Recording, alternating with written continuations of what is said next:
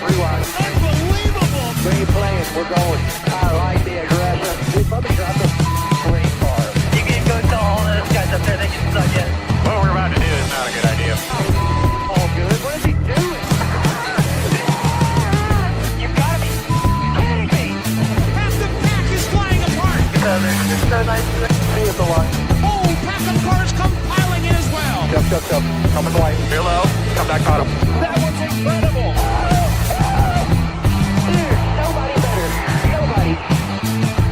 Hell yeah, guys.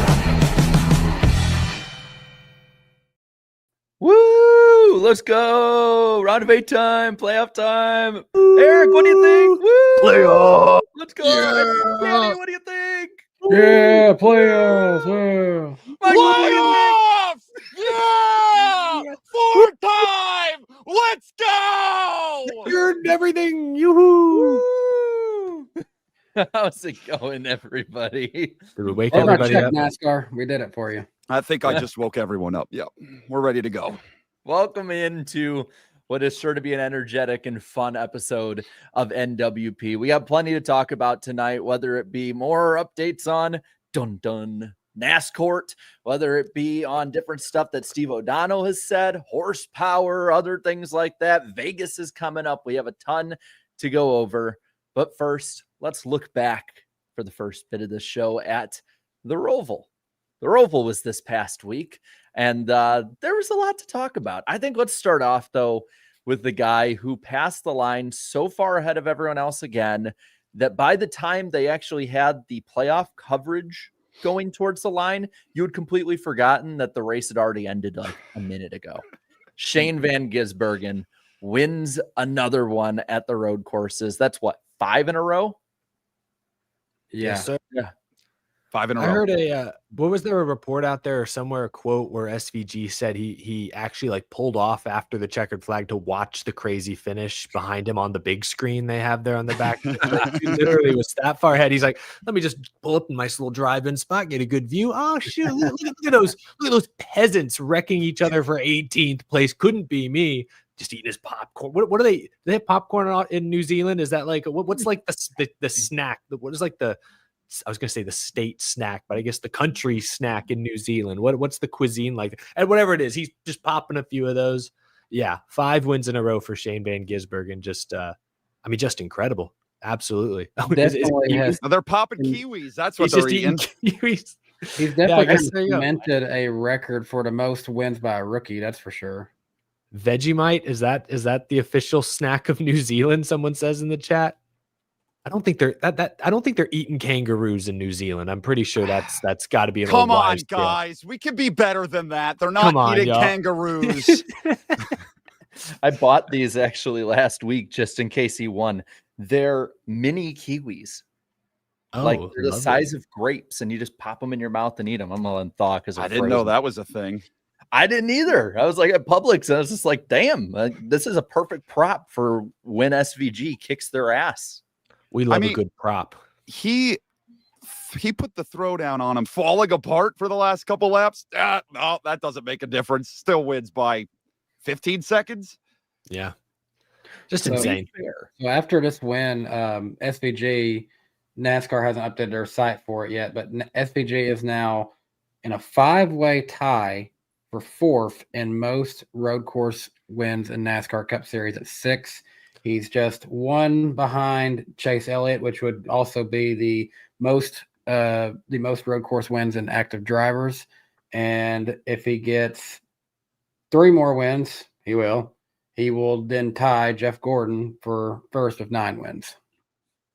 I mean, he's the best road course racer the Cup Series has seen. I think it's safe to say that at this point, when you consider all of the tools the other drivers have at their disposal, they can literally, during the week, months leading up to a race, study SVG's exact inputs, practice them in the sim if they want. They have so many resources. The cars are as equal as ever before, and they still have been beat, 3 times this year by 10 or more seconds? It's not even close. So, yeah, I think he is the best road course talent the NASCAR Cup Series has seen in its 77-year history at this point. I don't think I think we're getting to a point now where we're no longer like a prisoner of the moment, and we can actually take a step back and acknowledge the field has so much work to do to catch up to this guy.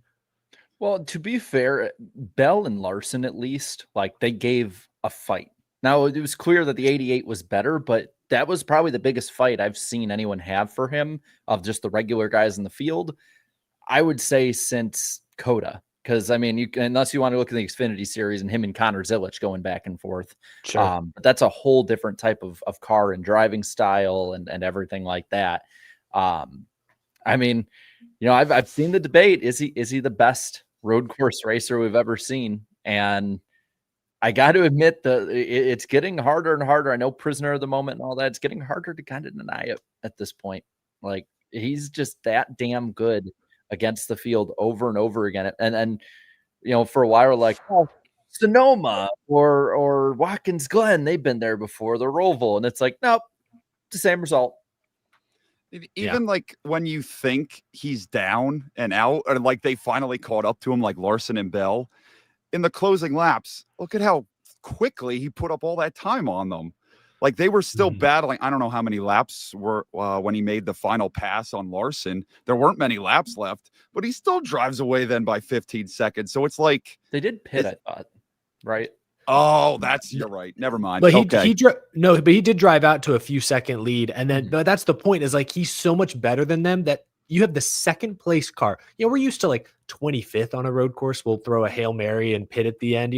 He's got second place, desperately trying a wild, Hail Mary pit strategy at the end, because that's their only shot. Like it still speaks to the gap between SVG and the rest of the field right now. It is insane just how damn good he is compared to him. And again, I do think that Bell and Larson are getting closer, at least.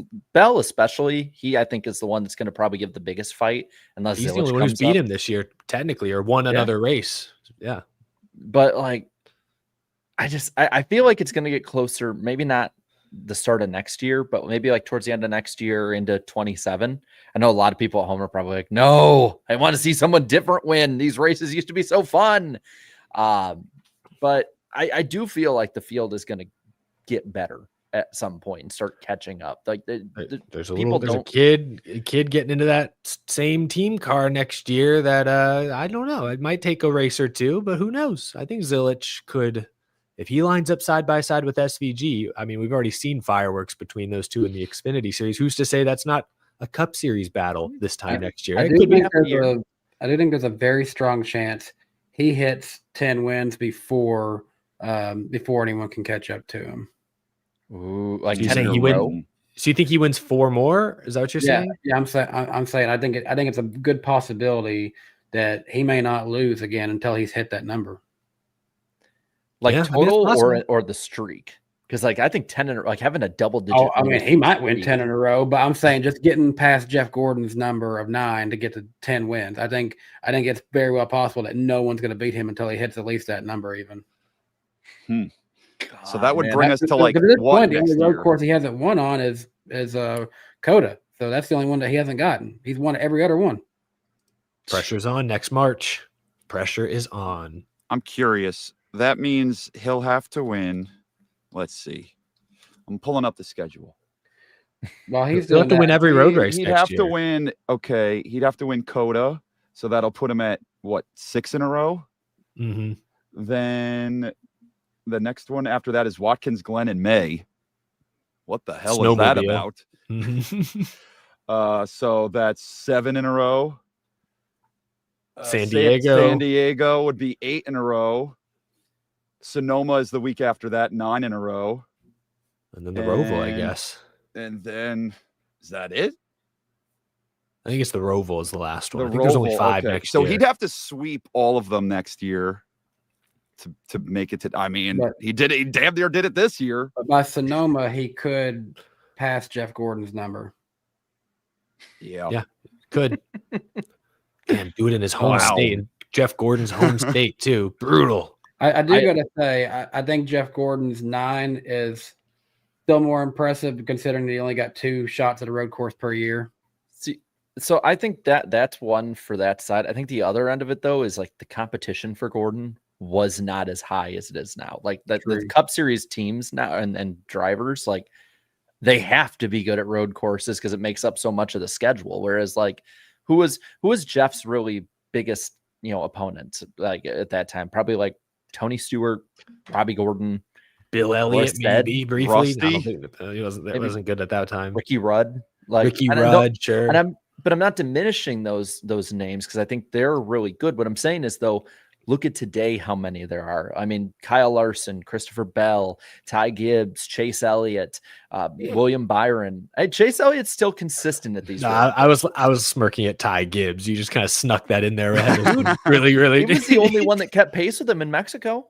He's a way better road course driver than people give him credit for. I'm not denying that. Right up there with those guys. I was just smirking because I know it wasn't intentional. You said his name before Chase Elliott's name, and I thought that was kind of silly. But fair enough. No, you're right. He's had a better shot lately. That's for sure. More recently, sure. But that's the point. Is like I can easily list a bunch of them off right off the bat. Whereas like back in the day, there was competition for Gordon, but it's just like Gordon also had the best car, and I don't care what you say. Trackhouse is never going to have the best car on track. It's the driver on this one.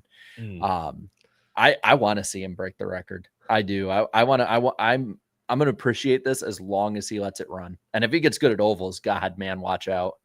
Hey, Kansas, first oval top 10.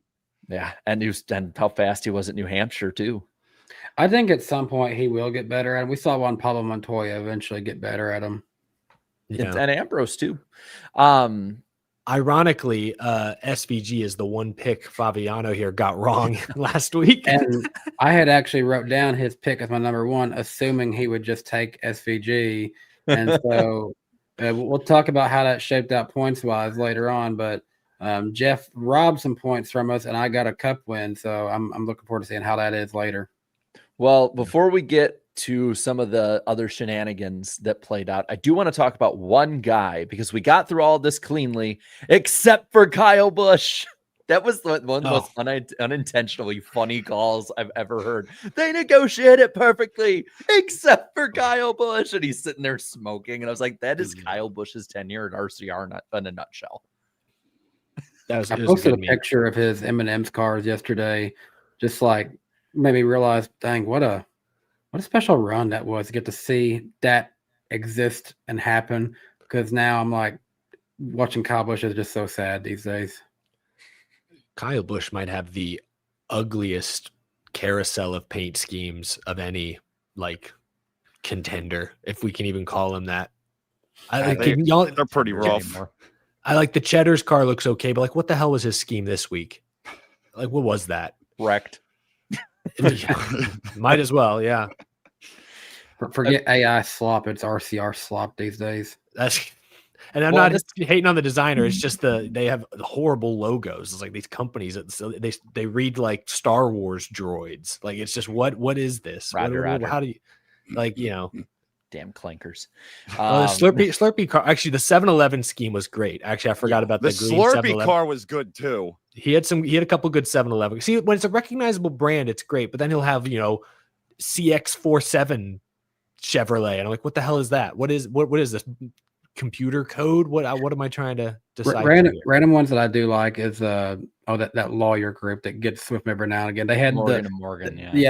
They had the buff like lawyer guy on one of the cars.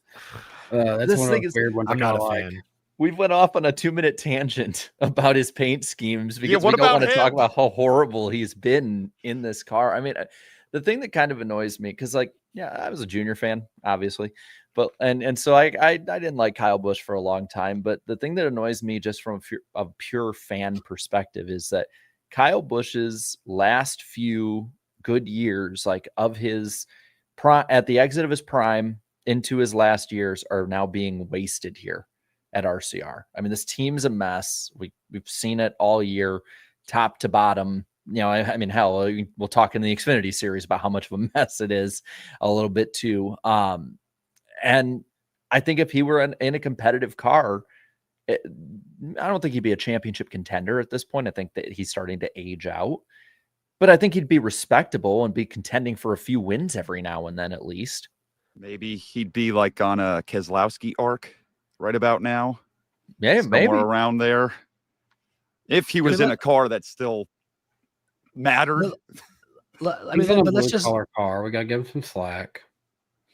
I mean, just paint the picture of what happened this weekend. He qualified bad, and then on the initial start, it looked like maybe he got turned by Hocevar. Okay, you get wrecked by Carson Hocevar, let's say. And then I look up halfway through this race, Kyle Busch is 8 laps down, taking Riley Herbst out.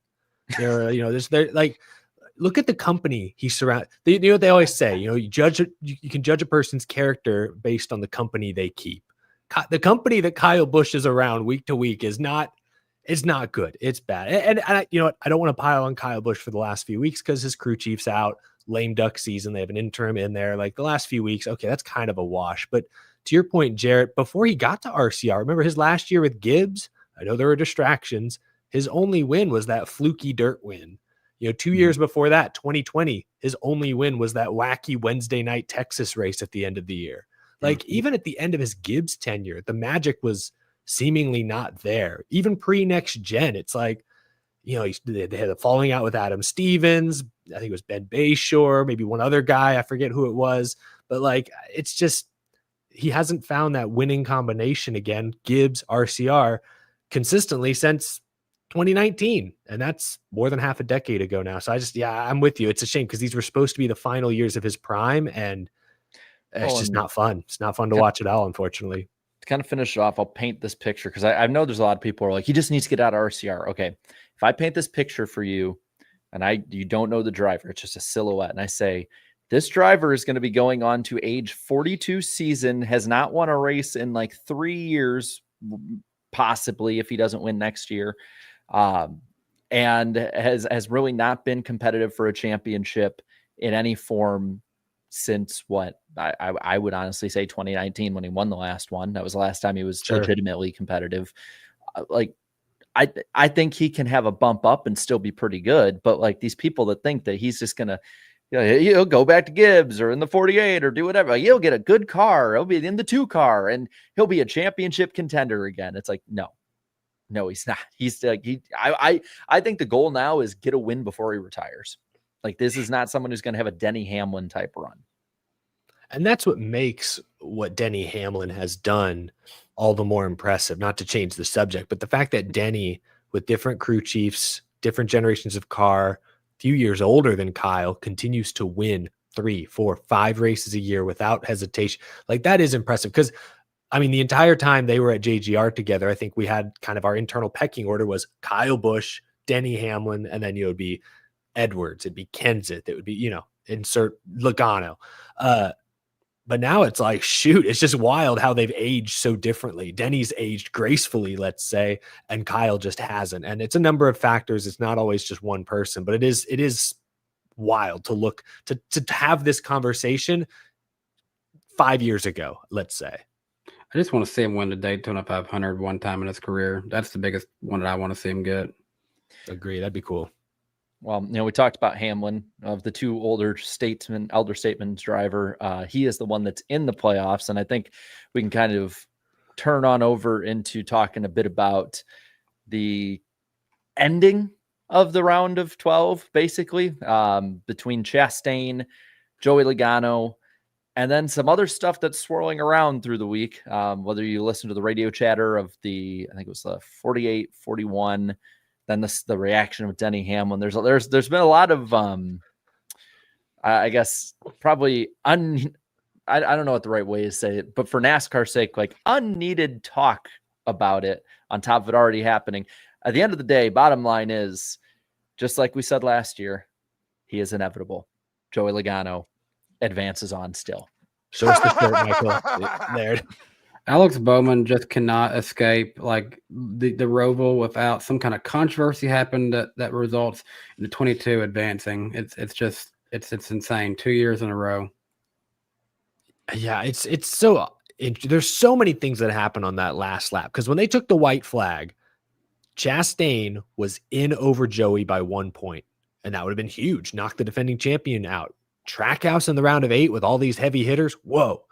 And then Denny passed Ross, partially because Ross left the door open in turn 7, missed turn 7, basically handed him the position. But then Denny after the race saying, well, shoot, if I had known what the situation is, I wouldn't have made that pass, or perhaps I would have raced a little smarter, let's say. So, and oh man, there's so many ways we could go with this. I don't fault Ross for plowing through Hamlin at the end there. I think it was in line with what Austin Dillon did last year, and so probably shouldn't have been legal even if it had worked. But I also don't blame Ross for doing it. It's your only shot. Force NASCAR to make the awkward call.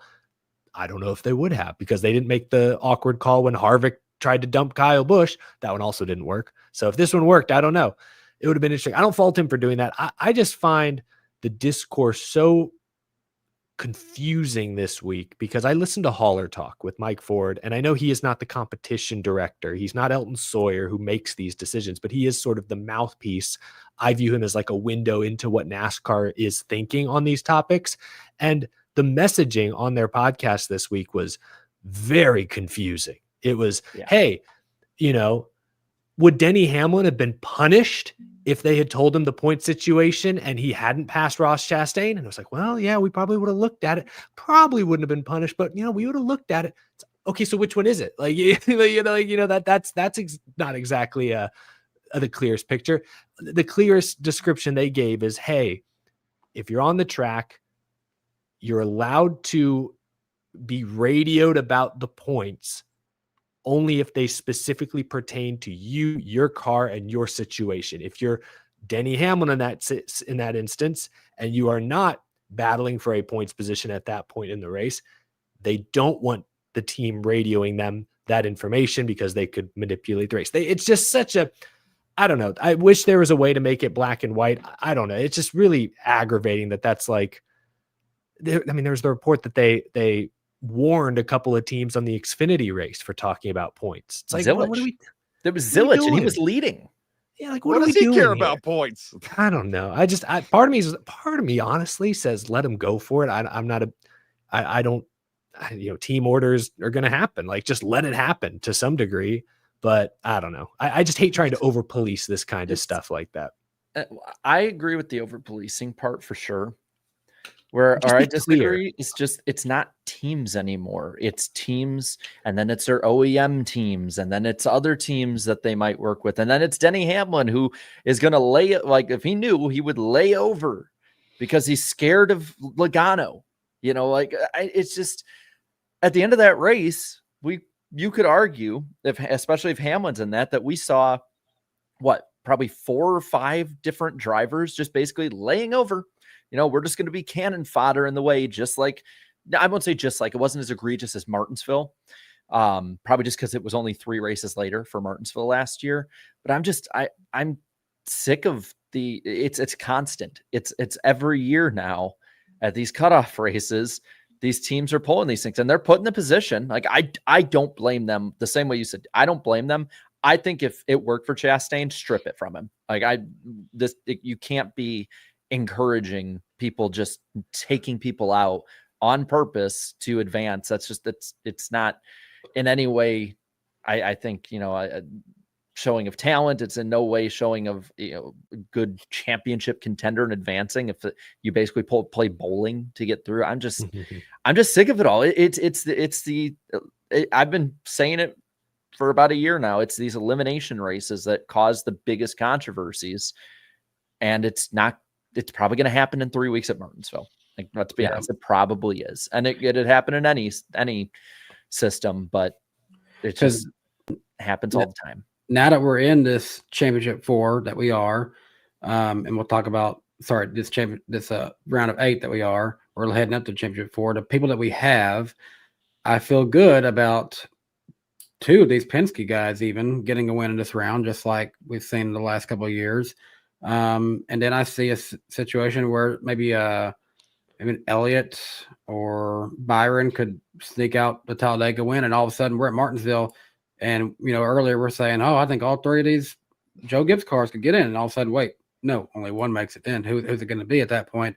It's just an interesting situation here. And not to try to defend Hamlin or anything, but he said, I wouldn't have passed him if I knew. Well, at the same time with his team, they shouldn't have to care. They shouldn't have to tell him about what other people are looking at. They're not racing to care about Chastain and Logano. They're racing to care about their race. So why should he care. He should just be trying to take whatever spot he can get at that point. So that's the side I stand on the whole Denny and I wouldn't have passed if I knew and all that situation. For him, if he's worried about Logano, which I would be if I was him, because the way the last two out of 3 years have gone with Logano in there, I'm getting mad at myself for the way that whole round went, because he was in a situation, at the Roval where could have not let him advance, but also then go back to Kansas. I said this might come back to bite him. Well, had he not pushed the limit with Bubba and Bubba wins that race, Logano's out at this point. Yeah, I mean, all circles back around. Hamlin, you got what was coming to you. Sorry, Mike. I was just going to wrap up essentially by saying, I don't even know at this point. I'm so confused. I don't know what we're talking about at this point. I'll be completely honest. I had a point. I think it's like, I like the strategy element. Like we debated all week about, hey, was Hamlin right or wrong to push as hard as he did against Bubba? And it's like, well, if he backs off, he broke the 100% rule. That's a penalty. It's like, I just need him to be clear. I just need there to be a clear line in the sand. Can you talk about points over the radio or not? Who's allowed to talk about points? Who's not? You're not allowed to fake a flat tire and go 2 laps down to hand a position off. Okay. But if you choose not to pass a guy that's in front of you, like Daniel Suarez did in this race, I would argue, that shouldn't be a penalty. Like, can we make it clear? That was the frustrating thing listening to Haller talk this week. Again, they're not the competition department, but they are kind of a mouthpiece for it. And it just sounded like they didn't have any clear answers on where the line was.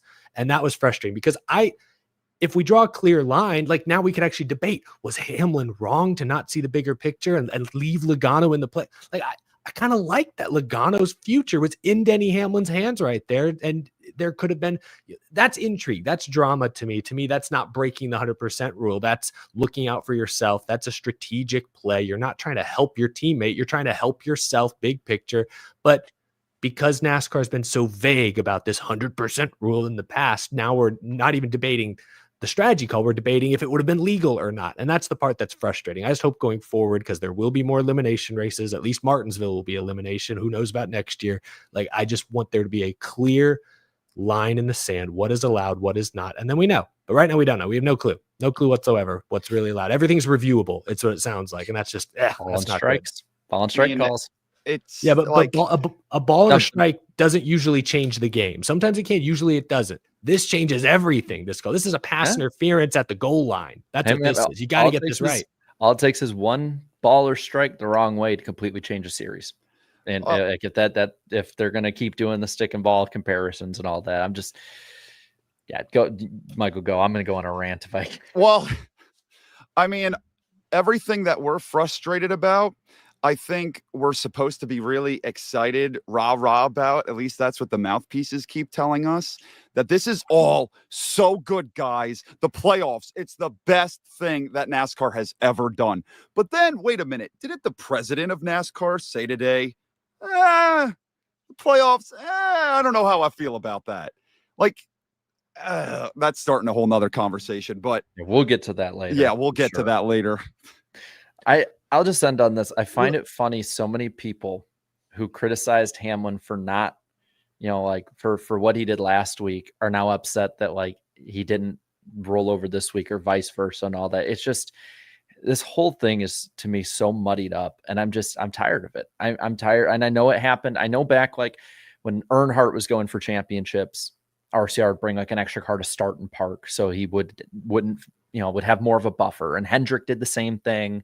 And you saw it in like the 03 Truck Series finale. There was a bunch of stuff with that. Like the manipulations happened for a long time. I think now it's just, we have so much access to the radio, but the broadcast, all of that.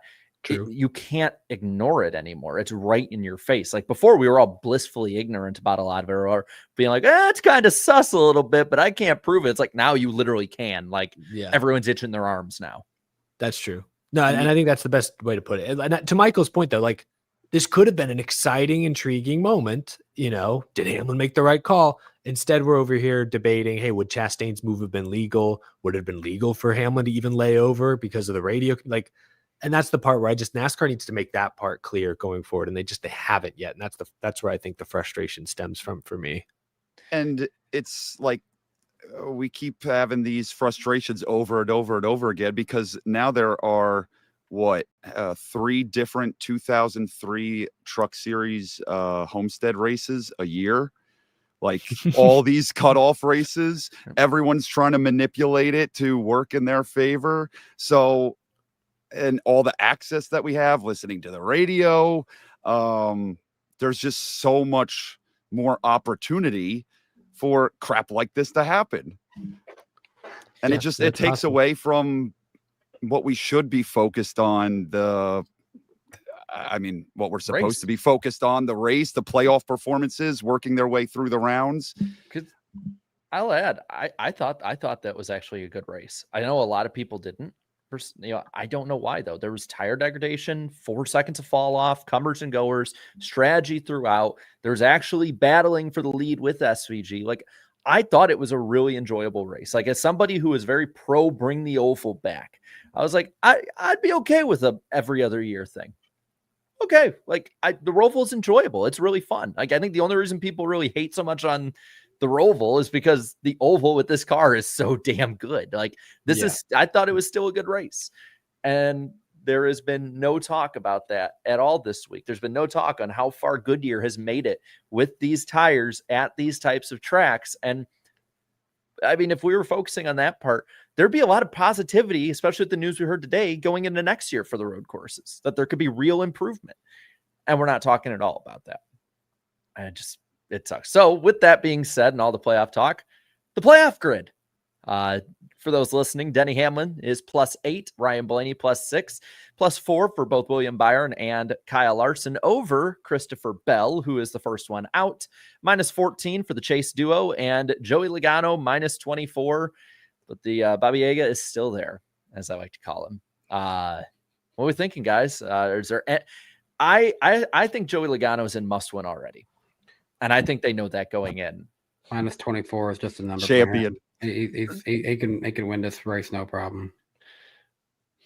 Just saying, man. I think this is, I know we say it a lot, but I think this 8, it's a 3 superpowers. It's going to be the best of the best out there. And I'm going to put all of you on the spot with it. Final 4. Who you got? Because I don't know where I put my notes of it. So I'm going to see. I've been hemming and hawing back and forth. I think I said Monday a certain Final 4, and I don't know if that's the same Final 4 I'm picking right now. Yeah, I'm making my official predictions tomorrow, but you can go ahead, Michael. I'll give this some thought while you go. I made a prediction a few months ago, right before it started.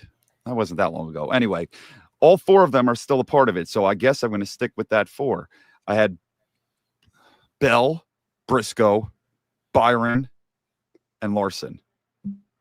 That's my Final 4. There's no Penske guys. Oh, well, that was before the playoffs started. So, but I'm committed. I'm sticking Fair to what enough. I put up a couple month ago, whatever. I got my Final 4. Go for it. I've got Bell, Byron, Blaney, Logano. Okay. 2 Penske cars. Okay. Oh my guys, there's got to be an even ground here. Come on. What have you been watching, Eric? It's all the stars are aligning. Logano's getting there. Maybe I haven't seen Joey Logano wasn't very impressive in the round. He wasn't impressive in his last 2 championships that he's won. Danny is just Danny has made it to the acceptance phase already.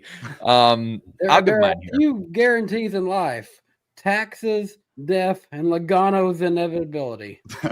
It's 2025, not 2022 or 2024 or 2026. If we're going to go with curses, the even number curse is nothing. It's broken now. He broke the every 4 year streak last year, so that one ended. So now this one's going to end again. Superstitious.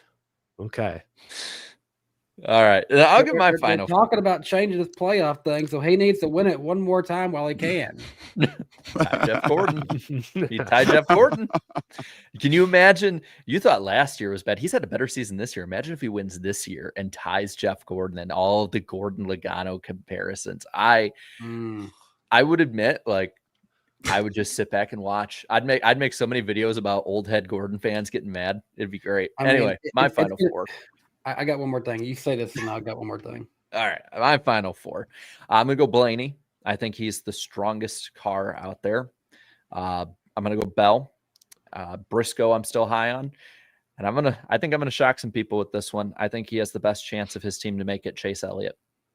I think this round, as long as he stays out of trouble at Vegas, he's had issues before, but as long as he stays out of trouble, I think he's good at super speedways. He almost won last year at Martinsville.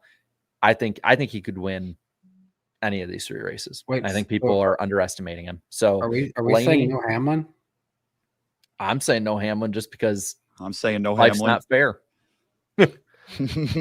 Give me Denny Hamlin. The one guy I'm most confident in, though, and have been since the beginning, is Ryan Blaney. He was my championship pick. I'm sticking with that. I still feel strongly about that. Hamlin, Blaney.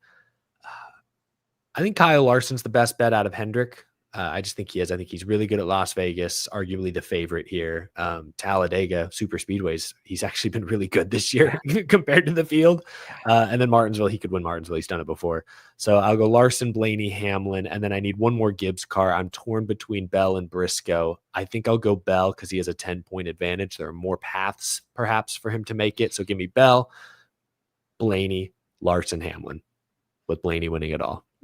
Bell has also consistently made that championship 4 for the last couple of seasons too.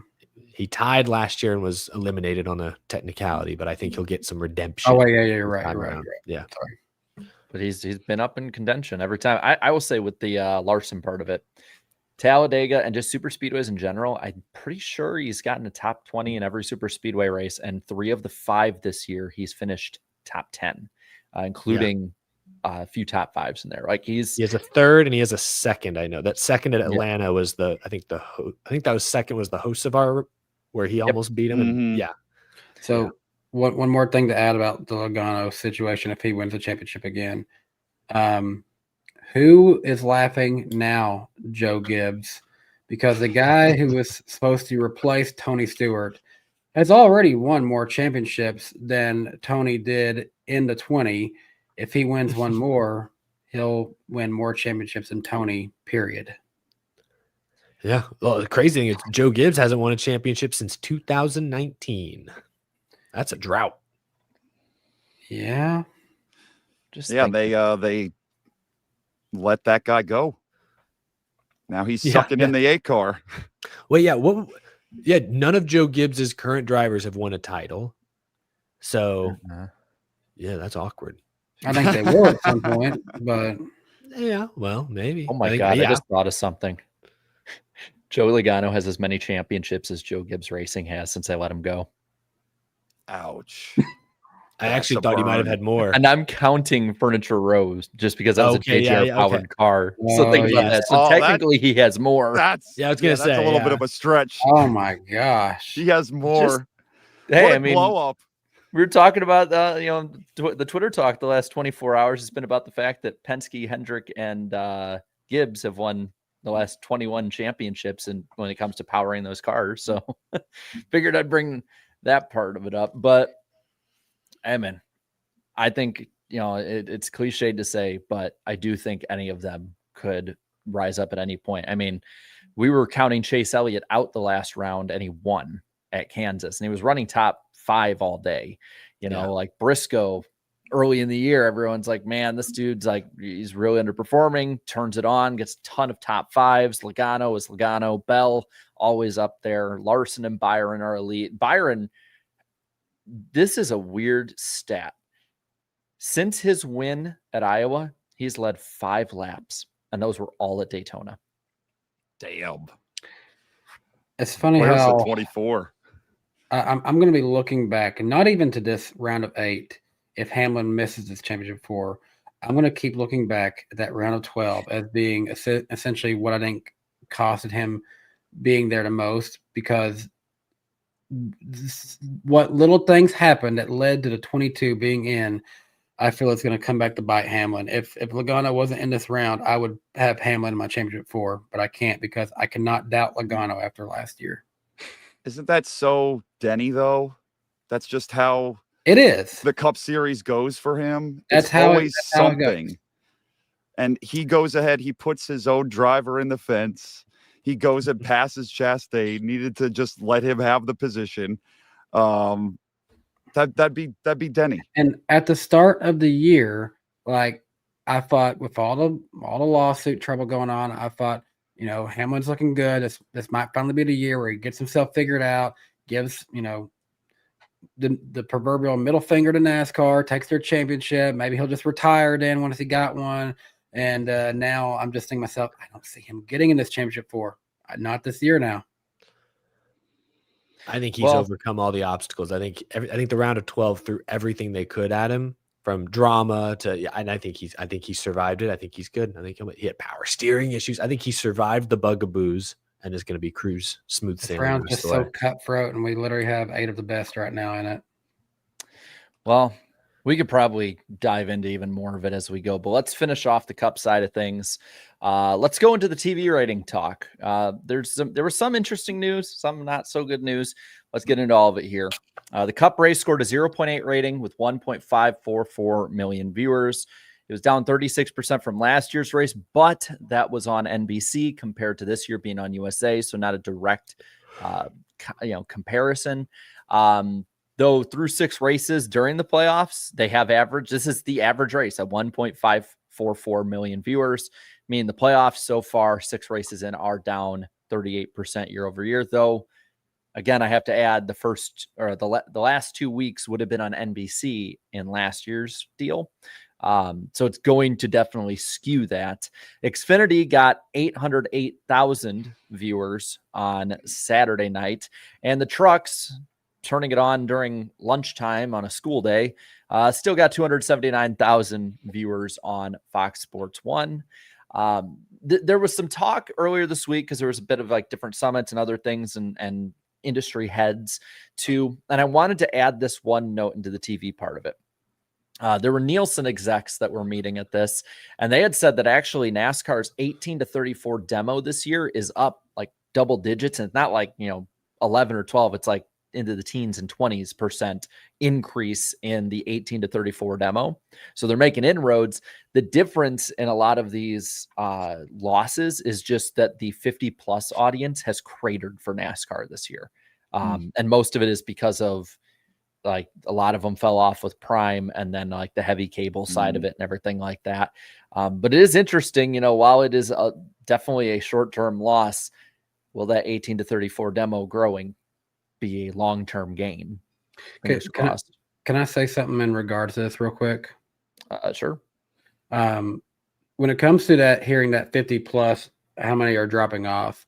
I went to a wedding this weekend. My cousin's daughter got married, and oddly enough, who she got married to actually found out that he has watched our show a lot in the past, so he knew all of us. So hello, how's it going? No invite? I'm just kidding. I wanted cake. I was talking Free food. I was talking to his dad. Had a minute to talk with him, and he was telling me about how he grew up, most of his life being a NASCAR fan. Went to Watkins Glen all the time, because his dad's from New York. Has been to Dover, a couple of other tracks up there, but just now has got to the point where it's just something that he might casually just see, doesn't really care about it. And the main reason for him was simply not necessarily the car. He was actually telling me he likes, he's okay with the car. He even kind of likes the single lug thing. And this is a guy who's in his 50s and 60s, so right in that age range. But simply, he can't stand the playoff format. It's not for him. He doesn't want to watch that when it comes to NASCAR, and getting to hear that from someone, just kind of on a neutral perspective, just hearing it from them, it's like, yeah, this is kind of what this one man feels like. I'm talking to a lot of people in that similar age range right now. They don't necessarily think the car is an issue, but it is the way that the sport is just being decided. I think on that front, because I've seen that complaint more this week than any other week, and I'm not saying that, this guy probably didn't watch this week's race, but this week's race, I thought it was a solid race, kind of like Jared said, but the most memorable parts were the playoff confrontations, let's say. And if you go back and watch that broadcast, it is to fill the air, frankly. Playoff, cut line, constantly. So if you're not, if you are in that bucket of fans who maybe are still watching, but are like, I don't love it. Jared, like last year, you used to say like, hey, I'm watching. I really don't care about the playoffs. Yeah. If you're in that group, Can't deny hard. it anymore. You can't escape it. It's so aggressive, especially a race like this that otherwise had very little going on. That sounds dark. It was a fine race, but like SVG at the end, last 20 minutes had the race locked up. The only thing to talk about was playoff. So I've heard that complaint too, where it's just, if you're not a big fan of the playoffs, you can't even you can't enjoy the race without that being constantly at the forefront this time of year, especially. And that's a criticism I haven't heard described as well in the past, but I've heard it more this week. And I think it's a fair one. Yeah, I know my grandpa, he's brought that up before, but he even brought up, it's like, well, I knew last year that I had a bunch of races on Fox and NBC I could watch. And so I cut my cable, and now I can only watch like 9 races this year. And I cut a bunch of my cable channels off because I don't watch a bunch of them. And now they're on these channels I don't get.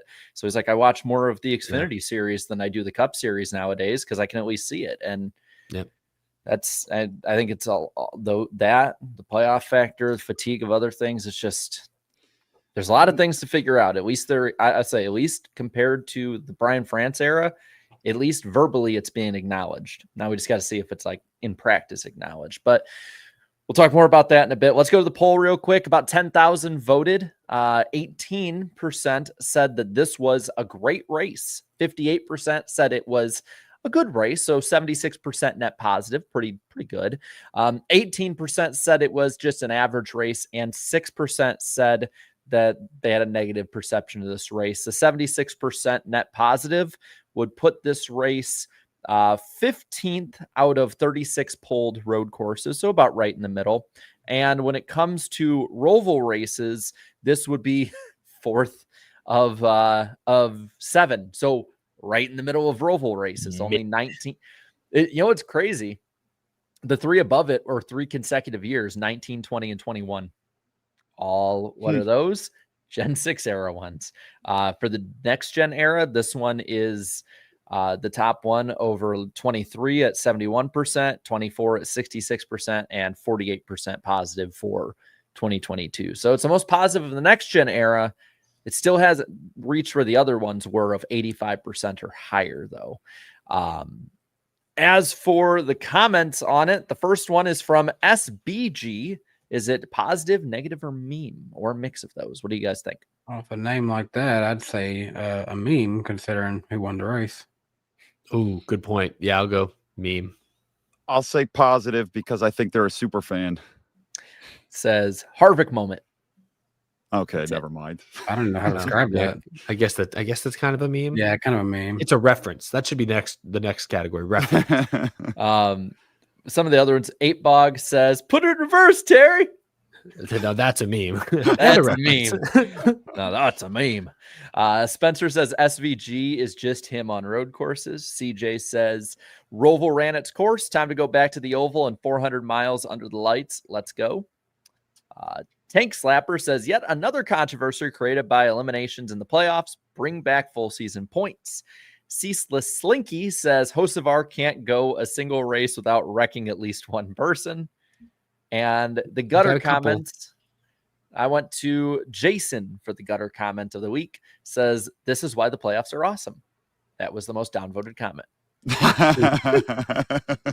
That's brutal. Look, audience. I can want the playoffs gone and still enjoy the little moments while it's what we have. So yeah, I'm not going to downvote people for it. I think that race would have been perfectly enjoyable without like removing playoffs from it. It was still a solid race. I didn't think it needed the playoffs. Yeah, I don't know. I feel like I know my whole thing is like upset wins are fun and all, but just like in other sports, like I know UCLA beat Penn State in football this weekend, but that shouldn't necessarily mean that UCLA is then going to make the playoffs when they lost 4 games. So I don't know. I'm just over the idea of winning you're in at this point, I think. Well, you know who's won and been in for a while is Mr. 10 wins this year, Connor Zilich in the Xfinity Series race. this was I gotta say, this was a very at least in result, a very chalk weekend when it comes to who ended up winning. Maybe not in how they got there, but Connor Zilisch gets the win, slides off the car, doesn't get hurt, and he's just doing Connor Zilisch things. It's kind of like SVG. We can keep saying so much and it's all true, but I feel like we said it so many times this year. Like, what else are we going to say? Connor Zilisch recovers after a terrible run last week. So how about we talk about second place, Austin Green? Yes. In his, I don't remember the stat off the top of my head. I think in his last 5 or 6 road course starts in Xfinity this year, every time he's in like a third Jordan Anderson car. Last 6 starts, his average finish is like 7th. Like, that's incredible. Consistent road course performance from this guy who I think he's 24, 25 years old. He's young, not crazy young, but young. So I saw like Corey LaJoy and a few other drivers chimed in on Twitter to acknowledge his second place run and say, hey, get this guy some more opportunities. Maybe all due respect to Jordan Anderson. Can we get him not in a 4th Jordan Anderson car and see what he can do? Maybe he'll win a race or 2 here and there. Like, that would be a pretty wild. Much different than their cup cars. I would love to see him in like an RCR, like 33 or something like that instead of Jordan Anderson. God, I'm just looking through and it is road course stats. And like, there's some of them like because of different issues, but like, I'll just list them off. 17th, 15th. These are all in Jordan Anderson cars. Are these all road courses? All road courses. Okay. 7th, 15th, 4th, 10th, 11th, 30th last year at the Roval, but that was because his engine let go. After that, 26th at COTA this year. And then 7th, 9th, 11th, 7th, 8th, and 2nd at just road courses. Now he's struggled at the ovals. I think a lot of that, though, I think has to do with car more than anything. But a lot of people don't know his name, and I think that if you can get him, maybe he splits a few races in that JRM car next year when Connor Zilisch can't run a few. I would love to see him in some good equipment and see what this kid can do, not only at road courses but at the ovals too. Yeah, that was the kind of race where like a big team could look at that and say, let's like treat him like a ringer, like a Boris said, or a Rob, or, like say, hey, I think we can win a race with this guy next, yeah. So I think you could see that next year sometime. I mean, that was like his SVG Chicago sort of coming out. He didn't win, but it was like his coming out party. He comes from the Trans Am background, so he's got a ton of road course experience. He's just got to figure out the ovals. He just needs a car that's a little bit more capable. Definitely. Well, and on the other end of things, there was, okay, I'm going to be honest here. This was like completely just NASCAR fumbling the bag here. Playoff controversy between the 8 and the 54 on who got passed. And like, it's spent what are like, we looking at? They spent like 10 minutes looking at it. And then CW put on a camera being like, so there's the 8 clearly there. And the 54 is clearly not past that car that he was saying he was ahead of. I don't blame that even on playoffs. I just blame that on like, one, NASCAR being slow with it. 2, if you're going to blame anyone, why did they wait a whole lap to throw a caution for a car that had a busted radiator getting fluid all over the track that we all could see on the broadcast? Yeah, no, it was a slow call. Could have had another Kligerman situation where they threw it right before the line and we get another restart and who knows what happens there. No, yeah, it was just frustrating that it had to take 15, 20 minutes to make it official. I mean, the broadcast did a good job. They painted the picture. Like they explained that as well on Holler Talk, that like the whole process, hey, they had to, at least from their perspective, like we need to confirm every finishing position before we go out there and announce the points. So they had to go to their cameras on a difficult road course and jot down exactly where everyone was, then run it through their points algorithm, then announce it. So it's just, but you're right. Like you could just, because you knew what the point situation was, you could just see where those two, can you just look at where those two cars are, confirm that, and announce that, then go do your other bullshit. Like just announce that first, get that out of the way.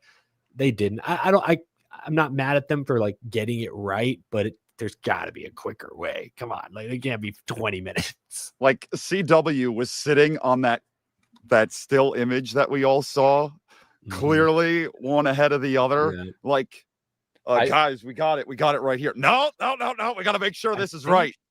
I think I was like not 15, but that's probably about 10 minutes into my stream that I start 10 minutes after the race before we finally got a call. And I'm just the whole time like, what are we doing? Like, we can see it. Like, just say who's in. Like, I had the points on the bottom of the screen before CW had the actual finish. And I was like, come on, if I am sitting in my room in freaking Tennessee and I get this right, like it was dumb. But you know who else was dumb and now has fully paid the price for it is Austin Hill, who got suspended after intentionally wrecking Eric Almirola back at Indianapolis, lost his 21 playoff points, let alone not including the points he would have gotten for his seeding in the points. And he missed by a grand sum of 21 points. Let me get out my small violin and play a sad, sad song for y'all. I'm heartbroken. Guys, it's just not fair. They're a blue collar team. They're picking on us. Damn it. I still had him getting to the championship 4 even with that penalty. So I really am disappointed in everything. And here's the thing, to Austin Hill and the team's credit, they were in position to advance until they lost a cylinder. I think he was running 5th or 6th when that happened and faded, finished 20 something. So even with that setback, they would have been okay. But yeah, as it is, as the chat is saying, karma, unfortunately, for Austin Hill. I regret making a prediction about him getting to the championship 4. We'll talk about that more later, I'm sure. Yeah, we'll look at that in a bit, but we'll look at the Xfinity Series playoff grid here. So Zilich leads by 57 over the cut line. Does he just have to start a race at this point? I mean, they're campaigning new winners. I think it's 2 races though. That as long as he just maintains, because the most points you can make up without winning in a race is 60, or not. No, 60 is most you can make up. I think it's 54 actually, or 55. So he is technically without a win, a full race ahead points wise. He's plus 57. Then Allgaier plus 24. Brandon Jones plus 4. Mayer plus 2. Love minus 2, Sammy Smith minus 7, Quapple minus 11, and Sheldon Creed still in it minus 13. So are we going to do final 4 picks again? I can go simple. I like those 4 guys above the cut line. Give me the Chuck. Zilich, Allgaier, B. Jones, and Sam Mayer. Okay. I'll go top 3 for sure. Zilich, Allgaier, Jones. And then just because Talladega's in there, I'll go Jesse Love. As long as Austin Hill doesn't leave him out to dry, which I could totally see him doing. Come on, you can totally see that happening, right? I got to pull it up. Let me see. Zilich for sure. Allgaier for sure. It's like such a Zilich. toss-up. I like Zilich. I like Allgaier. You bring up a good point about Jesse Love, but I think Austin Hill will just steal it from him anyways. They weren't that good at Daytona, the RCR guys. I'm going to be a little. I'm going to be a little bold. I think the front 4. I like Brandon Jones being consistent enough to get himself there, honestly. And didn't he win? He won Martinsville earlier this year, right? Brandon Or am I Jones. mistaken? Almirola, didn't he win it? Yeah, I thought he won that one. Oh no, He's been in contention at Martinsville before. That Martinsville about finish that. was so crazy. I know it was Sammy Smith and Oh no! That was, Wait, Austin Hill won it. Austin Hill won did. Oh, Hill did. That's right. That's right. Shows how much we cared about who won that race. And we're like, oh, Hill won. We don't even freaking remember. I'm gonna say that the front 4 there because I could just see Hill still in the win from Love when he needs it most. Zilich, Allgaier, Mayer, Sheldon Creed. I'm going out on a limb. I got to shake it up a little bit. I got to make it interesting. Brandon Jones's other win this year was in that Matt Kenseth throwback at Darlington. Just had to slip that in there. Well, there was one other race this weekend that we can look at, and that is the Truck Series race, aka the Corey Heim Invitational, where he got his record-setting 10th win of the season in 22 races, I think it is, 22 races so far this year, breaking Greg Biffle's record with 3 races to spare in the season. and advancing on. I know we're shocked that Heim won. I know we're shocked time, but I will say a little turn one, lap one, Grant Enfinger takes him out. I thought there is that. Him and Lane Riggs into the barrels. Let's give his teammate Cruz some credit. He dominated this race. It was not a Heim domination. Yeah, exactly. Between the damage on the 11 truck and Brent Cruz cruising out there in similar equipment, I thought, oh man, okay. I mean, Heim had such a points advantage. I wasn't worried about the points, but I was like, oh, he's not going to win. And then he did anyways. Yeah, tough break for Brent Cruz. Kind of, they were both at the end of their fuel mileage at the end, late restart. Cruz picked tires. Heim picked track position. Track position won out. And I want to give Lane Riggs credit for calling out the old drivers for racing like morons, because a lot of them did in this race. Majeski, what the hell happened to Majeski in this race, man? He came flying in at one point. Yeah, like there were a few times in turn 1 or turn 7 or in the bus stop where he's just like, screw it. If we make it, we make it. And just dives in, takes a bunch of people out left and right. And I'm just, these are the same level of Truck Series drivers that have been, talking about respect and all that. And I mean, I guess they stoop to the level if they, you want to put it in that perspective. But I like that, Lane Riggs is just like, we keep getting told by these people how to drive, and then they drive worse than us. Like, sorry, go ahead. The turn 7, it taught you a lot about a lot of people this weekend. I mean, it's the decision making there at points was something to behold. And yeah, it just, who's willing to stoop to that level? I guess if you get driven over enough, and like, all right, finally, I want to do the same thing. Now, when it comes to the grid with that one, of course, Heim is in. Lane Riggs plus 22 with a bit of a buffer heading into Talladega. And then Daniel Hemrick +1, Ankrum +0, Majeski -0, then Enfinger, Raja, and Honeycutt -3, 5, and 7. So it's pretty much all in the air. Or do I have the right ones? I was about to say, I don't think that's quite right. I think I might have had the right ones on the bottom, actually. Yeah. Ankrum +2 for Hemrick, +1 for Raja, -1 for Riggs. I swear I put the other one in, but then I think StreamYard redid everything. So it's on the bottom. So the bottom ticker is stupid correct. Close. It is. It's insanely 5 close. points from 2nd to 8th. Yeah. And Talladega's next. Woo. I think playoffs. Hey, you know what? Playoffs. Finger could be sneaky at Talladega, I feel. Mr. 10 wins has a 25% chance to win this championship. Playoffs. One race finale. Woo. Let's go. Woo. Game 7. Woo. Yeah. Yeah, I'm not even gonna guess at this point because I'm just gonna wait till Talladega happens. Like that's the best I can do. I'm just gonna wait till Talladega happens. I'll guess. I'll get my championship for. Put the ticker back up, Jared. Put the standings back up if you can. I honestly think minus Heim, obviously. I think the best 3 or 4 remaining are all below the cut line. Those 3 right there. Riggs, Majeski, Enfinger, and Honeycutt, frankly, might be 2 through 5. I think my championship 4, just because I could see 2 of these guys doing good at Dega and one doing pretty good at Martinsville. I'm going to go Heim, Riggs, Enfinger, and Ankrum. Okay. I'd swap out Ankrum for Honeycutt, and that'd be my final 4. I kind of like that. Kind of like that McAnally equipment on a short track, and it could be a toss between him and Hemrick in that case. But I'm gonna go Ankrum on this one. I'm just gonna say whoever makes it out of the big one at Talladega, and then maybe Riggs will win it at Martinsville if he can outlast Heim. I'm going Enfinger mainly because I won't be shocked if he just wins Talladega. Honestly, it might be easier just to decide who's gonna cause the big one. Who causes the big one? It's Motorsports. Is Chris any indication? Chris racing? I know he's been getting some rides in trucks again. Oh God, JJ Yaley, Yaley in the Spire truck. Did you see the news about that race too? It's going to be on Big Fox.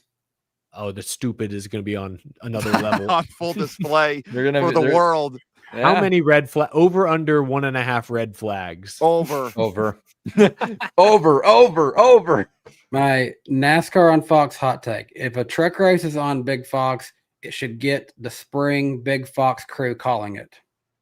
Hey, they've been putting Harvick and like Logano and folks in that booth with Jamie Little. So I don't know. We'll see. Maybe Mike Joy will get off. Will come back off of whatever beach he's relaxing in during his off season. And I can't wait for it. I can't wait for the call of the finish on Big Fox in front of probably 500,000 people, and to the line, and it'll be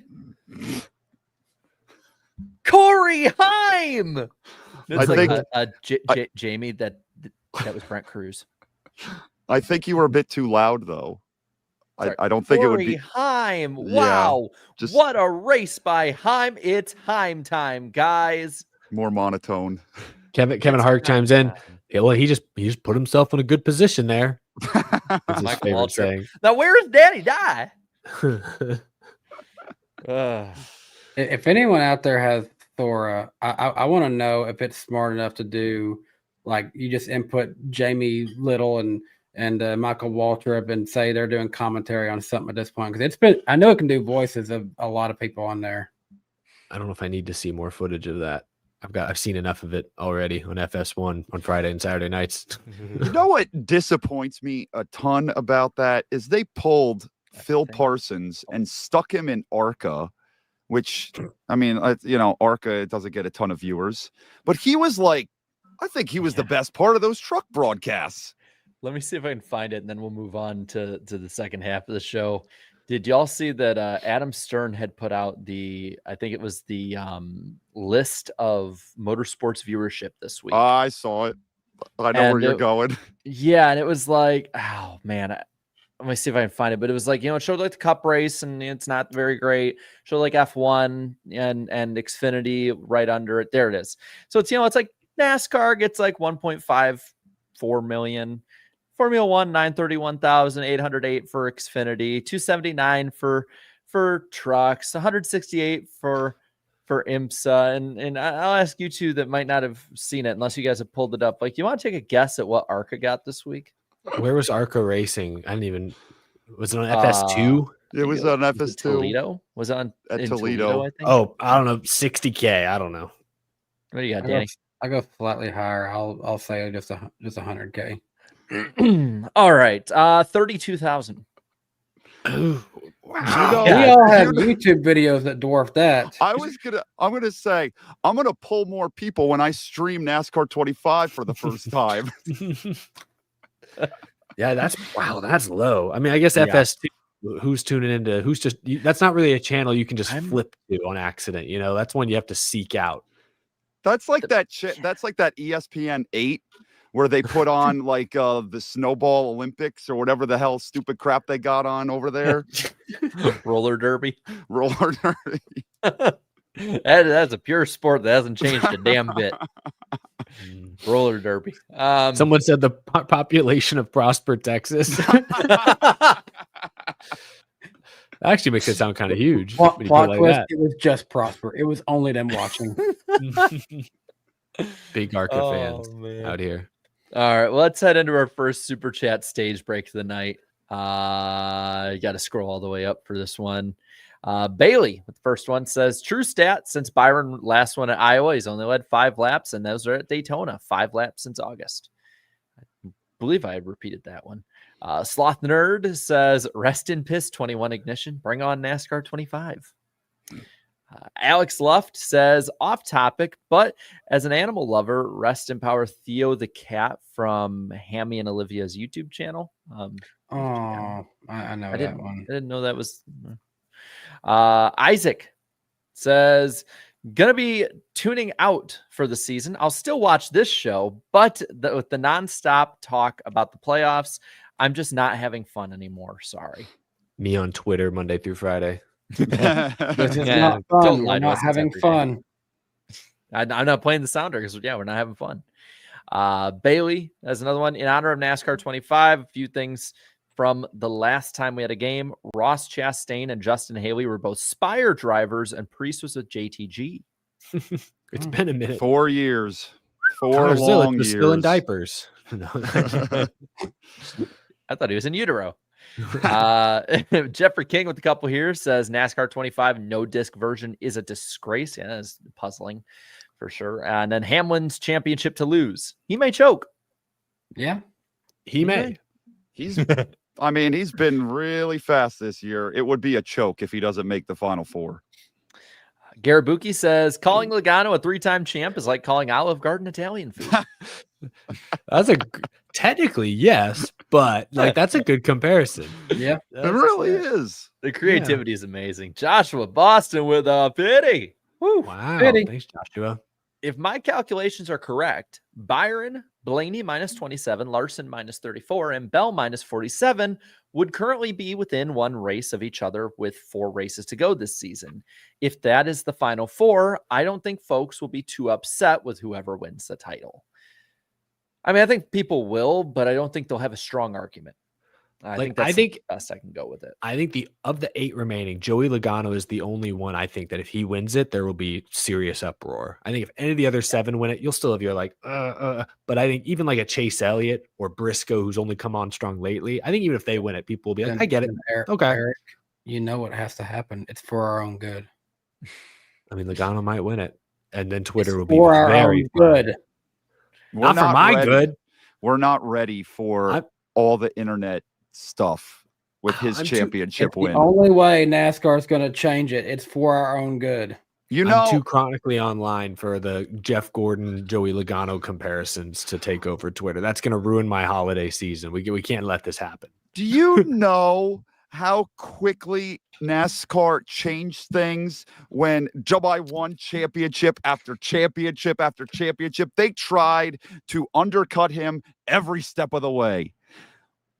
Do something. Stop this. Nobody wants this anymore. And it's not even just Logano. There he is. It's not even just Logano, really. The other guy on your shirt, Blaney, if Penske wins a 4th straight championship of 2 drivers, that's also rightfully just as bad. Oh, God, it got stuck open. All right, I'm going to have to fix that tonight. Hank Hill says, dang it, Denny. Hashtag keep the playoffs. Hashtag up horsepower more. Oh, interesting. That's an interesting couple of hashtags I wouldn't expect to be together. Santa Claus, Father Christmas says, Eric, you're on the nice naughty list now for not properly reading the I stand with 2311 chats. Also, hashtag Santa stands with 2311 and Santa stands with the playoffs. Did I not do a Santa voice? It's because they wouldn't do the Herbert voice. I guarantee it. Hi, Chris. Yeah, we'll get a few more here. This one's for you, Michael. Oh, God. Ty, you're the worst $50 I've ever spent. Grandpa, you stole that from King of the Hill. Like how you stole a ride from a competent driver, you damn Nepo baby. That's amazing. Well worth the wait. And then we'll do 2 more here. First one's from Dad. The 4-month member chat says, Danny, please don't pull a die during. I don't know what that is. Danny, please don't pull RDW? WD-40? I don't know what RDW is. Is this to me or is this a Danny Dye joke? I can't tell. Oh, it might be a Danny Dye joke. I don't know. And then Palm Tree says, would there be a ratings clause in the TV negotiations? Something to get us renegotiated into more Amazon, alt streaming, or main broadcast channels? Probably not. Like a mercy rule? If we go under $1 million, you lose the rights. If we go into the negatives, we'll renegotiate. And one last one. Also, I forgot. Jimmy! All right. Well, that was fun. We'll read the rest in the final super chat stage break towards the end of it. But guys, it's a storm brewing. Do you hear it? It is time for the lightning round. Let's get a few of them out of the way here really quick. First off, I apologize in advance, Michael. It's probably going to cover you a little bit. But we have the podcast channel that we re-upload each week. So you can scan that QR code. We have the link in the description at NWP Clips. So Be sure to check that out if you aren't able to tune in during the week. NBC Sports Network will be brought back from the dead later this month, though NASCAR, it sounds like, won't be on it, at least initially. A little off topic here. Rutledge Wood has reappeared. He is still alive, and he has started his own soda company called Fun Time Soda Pop. Give me a little soda pop. How What long in the Did you just make that up? Driver? No, Yeah. Wait, is true. this like a parody? no, he has a Really? website and everything, man. He like his What's it hair is called? parted now. How did it Fun Time Soda go? Pop. How'd it go from the NASCAR to then the Top Gear to now the soda? Because he's my little soda pop. Once they left him behind at the Dawsonville pool room, he just unlocked everything outside of NASCAR. They left him for dead in the middle of Georgia. Oh man. Do you remember when they didn't know what to do with him, so they had him out in the pond by at the brickyard fishing for bricks? Do you remember that? They literally, I made the joke that they literally were sending him anywhere but the track. And then they sent him definitely anywhere but the track after that. Hey, man, I mean, at this point, we found Rutledge. Now we just got to find where the hell Kelly Stavist went. A couple others That's here. a name. I haven't seen her in a long time. Ryan Vargas, friend of the channel and show, is now a Monster Jam truck driver. That's crazy. The 2026 ARCA schedule has been released this past week. Chicagoland tickets go live on sale noon Central Time. Jared's On going to buy October every 10th. ticket. Noon. So if you're going, definitely go.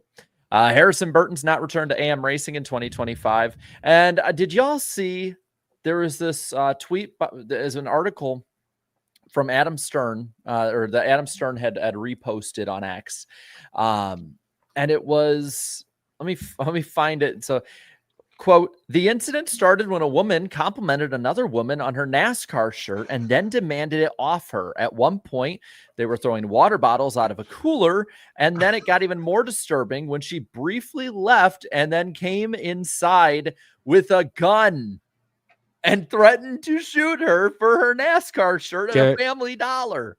Is this one of the NASCAR romance novels you've been neglecting? Dude, I'd read it if it was like this. That's something. I just need to know which driver. Like what the shirt was? What the shirt was. Like, okay, we all got to give our what's your pick? What's the driver? Chase Elliott. Oh, it's the Cinnamon Toast Crunch shirt, the Eat My Cinnadust. I'm gonna go outside the box, and it's a Carson Hocevar Chili's shirt. No, y'all know it. I know exactly what shirt it is. It's one of those drive fast, eat ass shirts.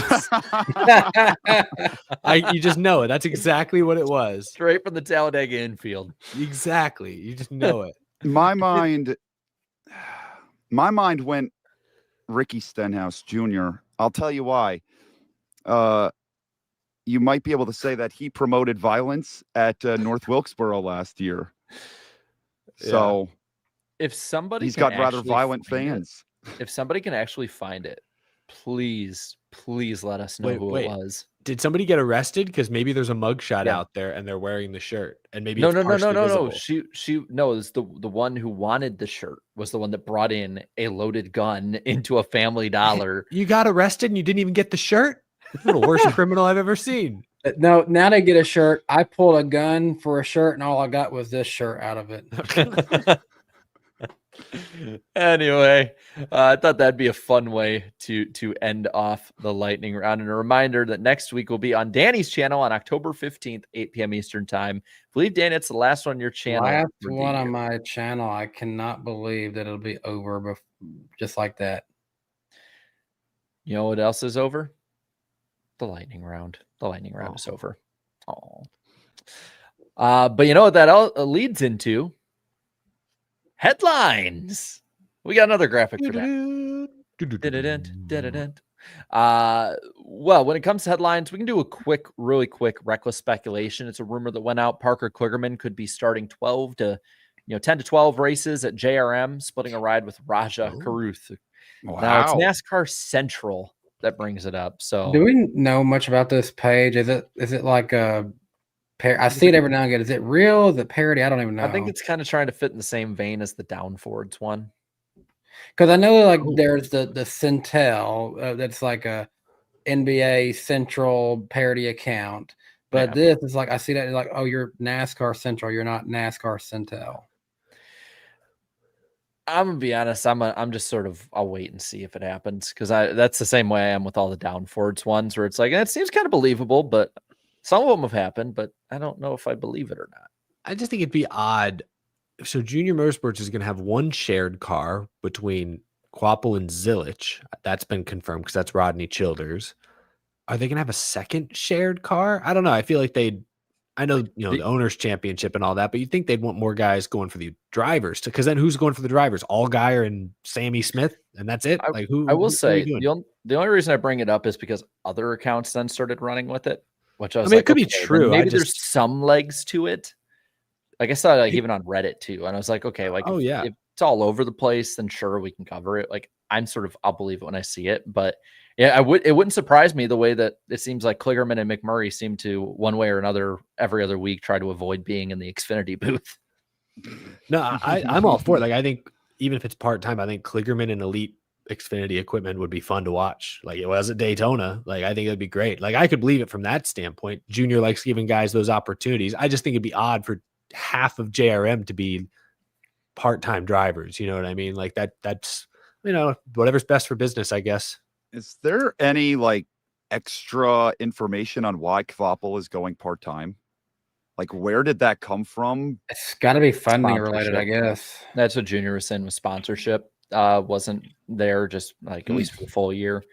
And I think also working on going to another team, but he wouldn't go further on that. Oh, okay. Yeah. Other than that, thank you. Other than that, we do have actually some concrete stuff to talk about. I prefer. You want to talk about Steve O'Donnell? I prefer talking about the dirt race at Bristol, actually, guys. Steve wouldn't want. Have you seen that one? The parody of the Steve meme with the chicken jockey, where the guy goes, "Wait, Steve wouldn't have wanted this. You know what Steve would have wanted? For us to kill that minimum wage worker. Get him." No, but Steve O'Donnell was on Dale Jr. Download, and I'm gonna be honest, I had to listen to that shit on double speed because it was just like meandering.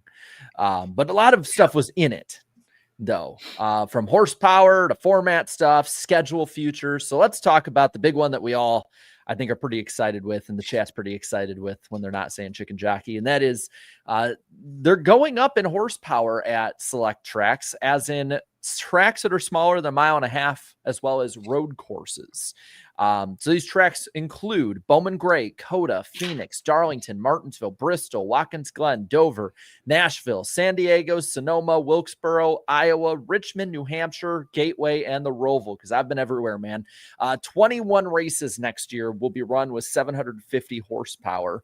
The 17 races that are not, the tracks that are not going to have a change, there's some obvious ones like Daytona, Atlanta, Talladega, as well as Vegas, Kansas, Texas, Charlotte, Michigan, Pocono, Chicagoland, Indianapolis, and Homestead. I'm fine with this because honestly, those tracks that aren't going to this race fairly okay, in my opinion. Indy could use it. Indy could use a little bit of help, but the rest of them are good. I like it for the most part. I mean, I would like more.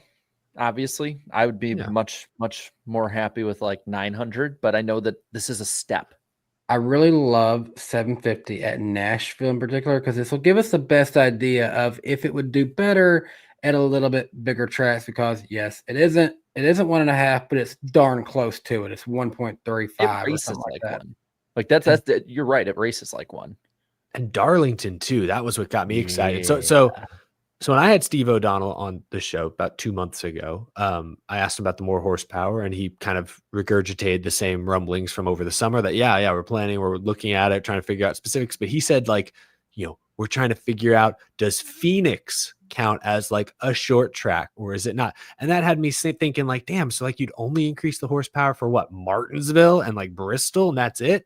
So to hear them come out and say, no, not only are we also increasing it at Phoenix and New Hampshire, but Darlington and Nashville and Gateway, I'm like, oh, dang, this is more than I was expecting in June, July, August. So maybe this is a classic, under promise, over deliver type situation. And I'm now very excited.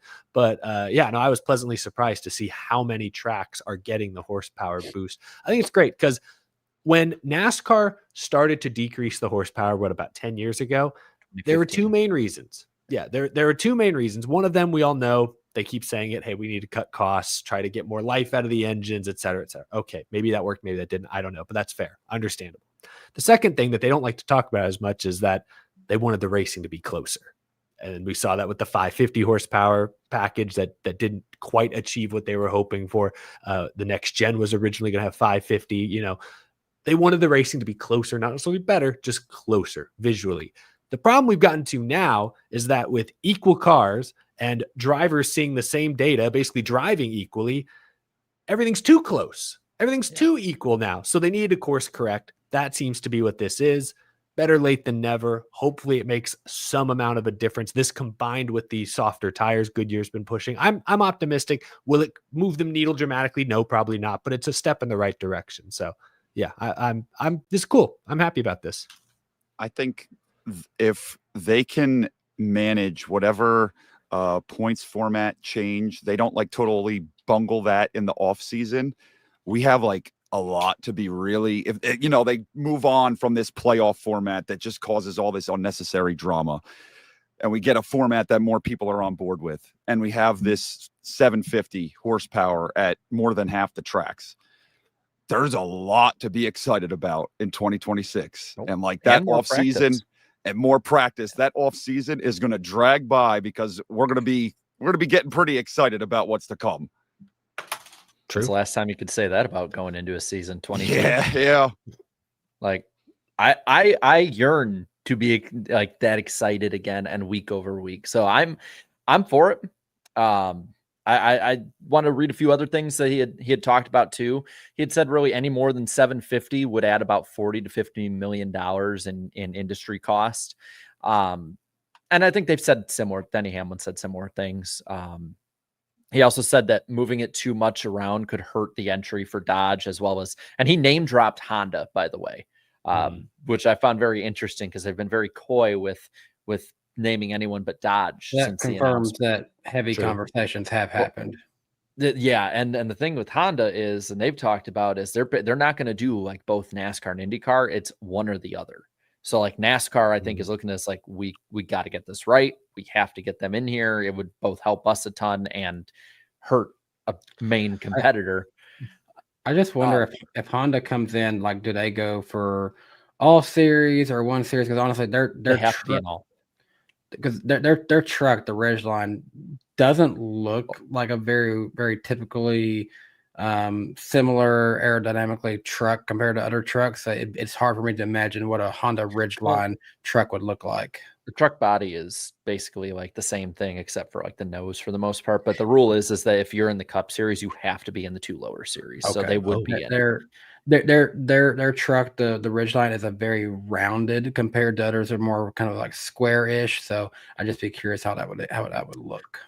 And then a few other things is they're going to have an off-season test around the first week of December at North Wilkesboro, and that long-term NASCAR has actually looked at, since they have the platform figured out, at opening up the rule book more and letting the teams start to tinker more with things and sort of go back to what NASCAR has been. Run what you brung. That they brought that up. He was like, we offered it to him. They said no. I was like, he's not wrong. But I think that's something to be really excited for looking forward. Just like with NASCORT, it's time for our weekly playoff format talk segment, but at least it comes from somebody who's pretty high up the ranks. O'Donnell addressed to it. Yes. Yeah, it does. O'Donnell addressed a good amount when it came to the format discussion. And you could definitely tell he was trying to touch all bases. So I guarantee you they have not fully decided this thing yet, because if you can tell he's trying to appease a lot. He said it is a daily conversation that they have in the NASCAR side of things, in the building.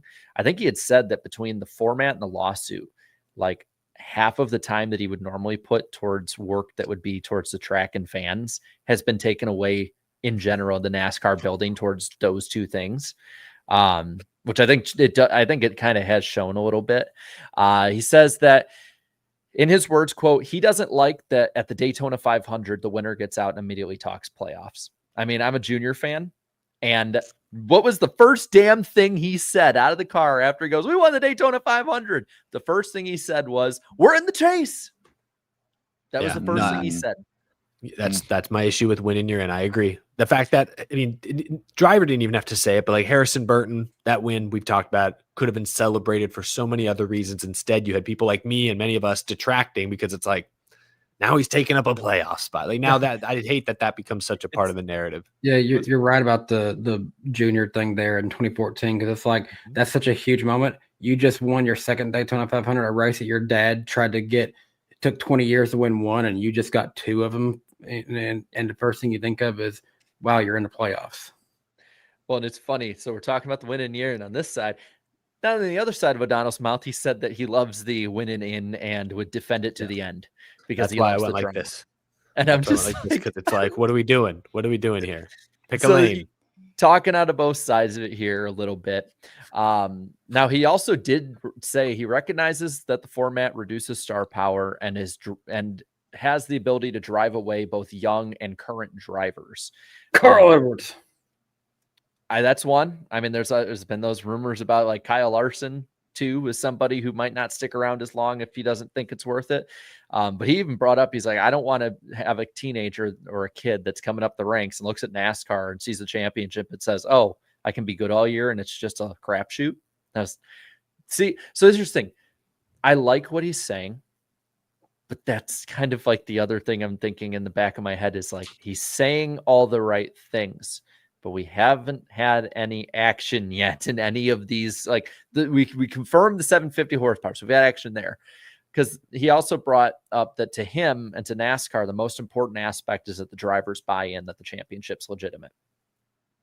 Right now you have a couple outspoken who don't. Keselowski, Bell, who questioned Hamlin's questioned it, although I don't think he's not necessarily pro 36 races, but he's at least like, questioning the current Hamlin, I don't think knows what to like because he's lost it in every way possible. So Hamlin drove me crazy on his podcast this weekend because he just said some things that were just he goes everywhere wrong. Now to kind of finish it off, there were two big points that I think fans can probably agree on a lot.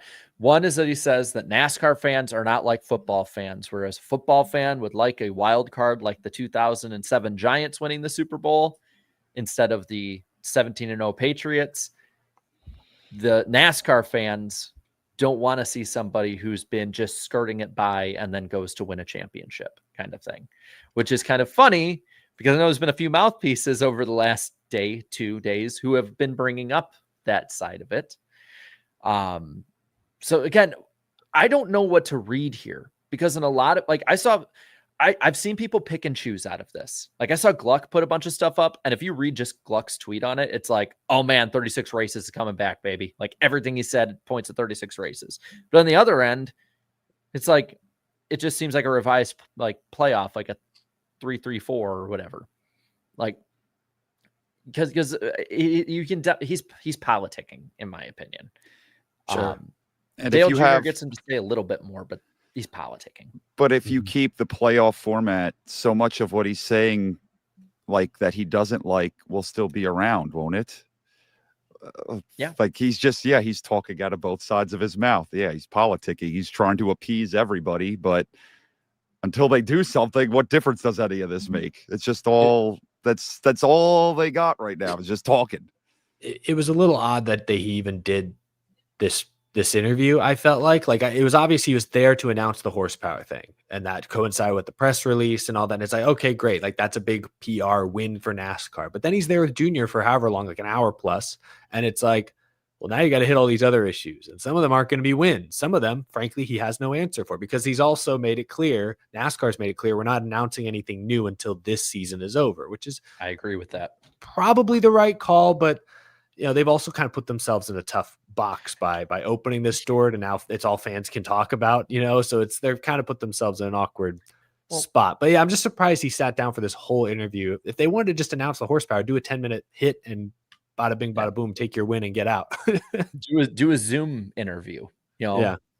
Like, so there's, I agree with him on the waiting part, because if you announce it right now, right, the last bit of the year, I'm going to make videos. We're going to have people making tweets, other people making videos, Reddit posts, all that of like, well, under next year's championship format, so-and-so wouldn't have made it this far. Or, well, under this format next year at the full season, then so-and-so would be competing. And I get that. On the other end, and I saw people bring this point up, is that the more and more you're like, we don't want to they don't say delegitimize a lot of the time the championship. They say delegitimize the playoffs and the playoff champion. And I'm like, well, if you just barely skirt a few things, like, people are still going to criticize the same way. And back, like, there has to be some kind of major overhaul with it.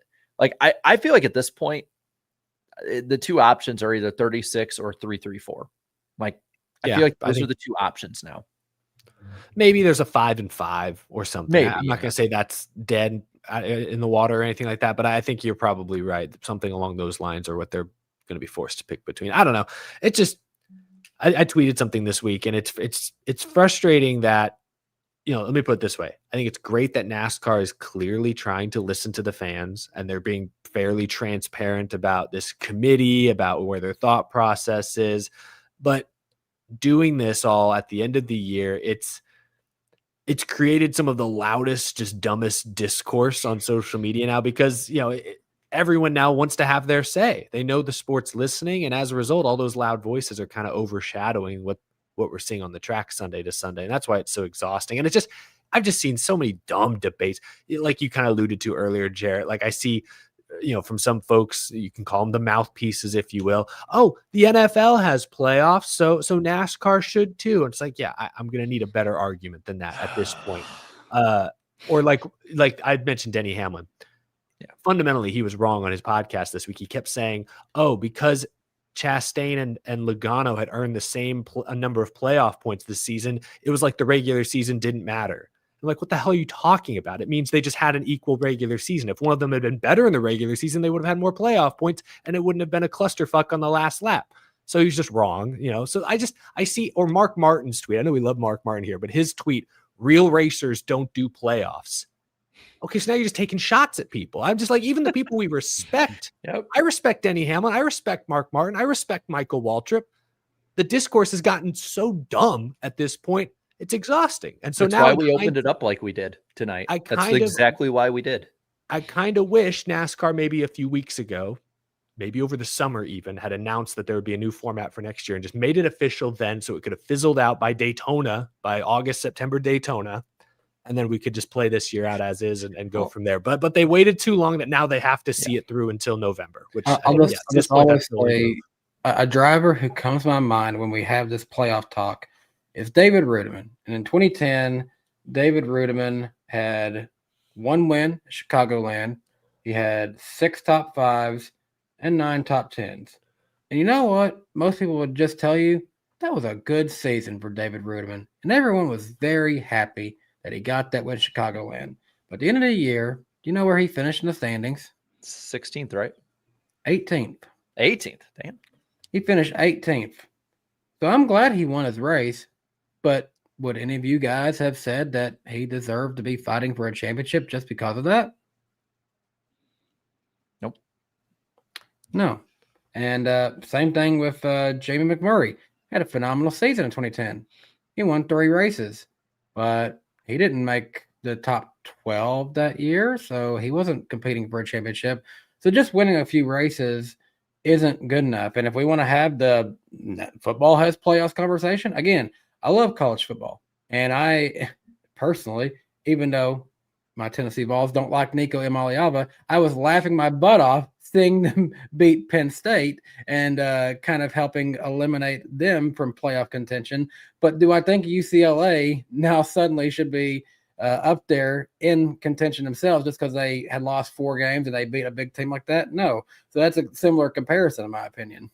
I wasn't trying to open up a new playoff. No. I was just pointing out that like by teasing us like O'Donnell and folks keep doing, it's just created an even louder discourse that is overshadowed. That was all I was really trying to get at. I will say that's what's bugged me this week is like any show that I normally listen to, whether it be people who are pro, playoff, 36, whatever. All of them within the first 10 minutes were starting to debate playoffs and just ignored the damn race. And then talked about how the other side ignores the damn race when that's all they did. Like this week, I turned off the teardown after 5 minutes. I love that show. I listen to it every week. I know people have their thing with agreeing with Gluck or Bianchi or whatever. I like that they differ in opinion. It's fun to listen to for me. I'm done with the debate part. We don't debate it anymore on here. We might bring, like Danny brought something up, and that's a good point. We don't really debate on here because we've said everything that needs to be said. Exactly. Yeah. So in light of that, let's move on to a little bit less of stuff that might be battlegrounds to what he said to finish off the show there with the schedule. He said a lot of the good things that you want to hear. Like, we left people behind. It's time to invest more in the Southern base, which I feel like they've been doing for like the last 5 years. Yeah. But rebuilding burnt bridges, get that. He did bring up an interesting point that in previous negotiations for TV deals, different networks were like urging them to get rid of Martinsville and Darlington and all the small markets and just build tracks near like New York and Chicago and Los Angeles. And they're like, O'Donnell's like, we can't do that. Right. We cannot get rid of these tracks. They almost did in the 2000s.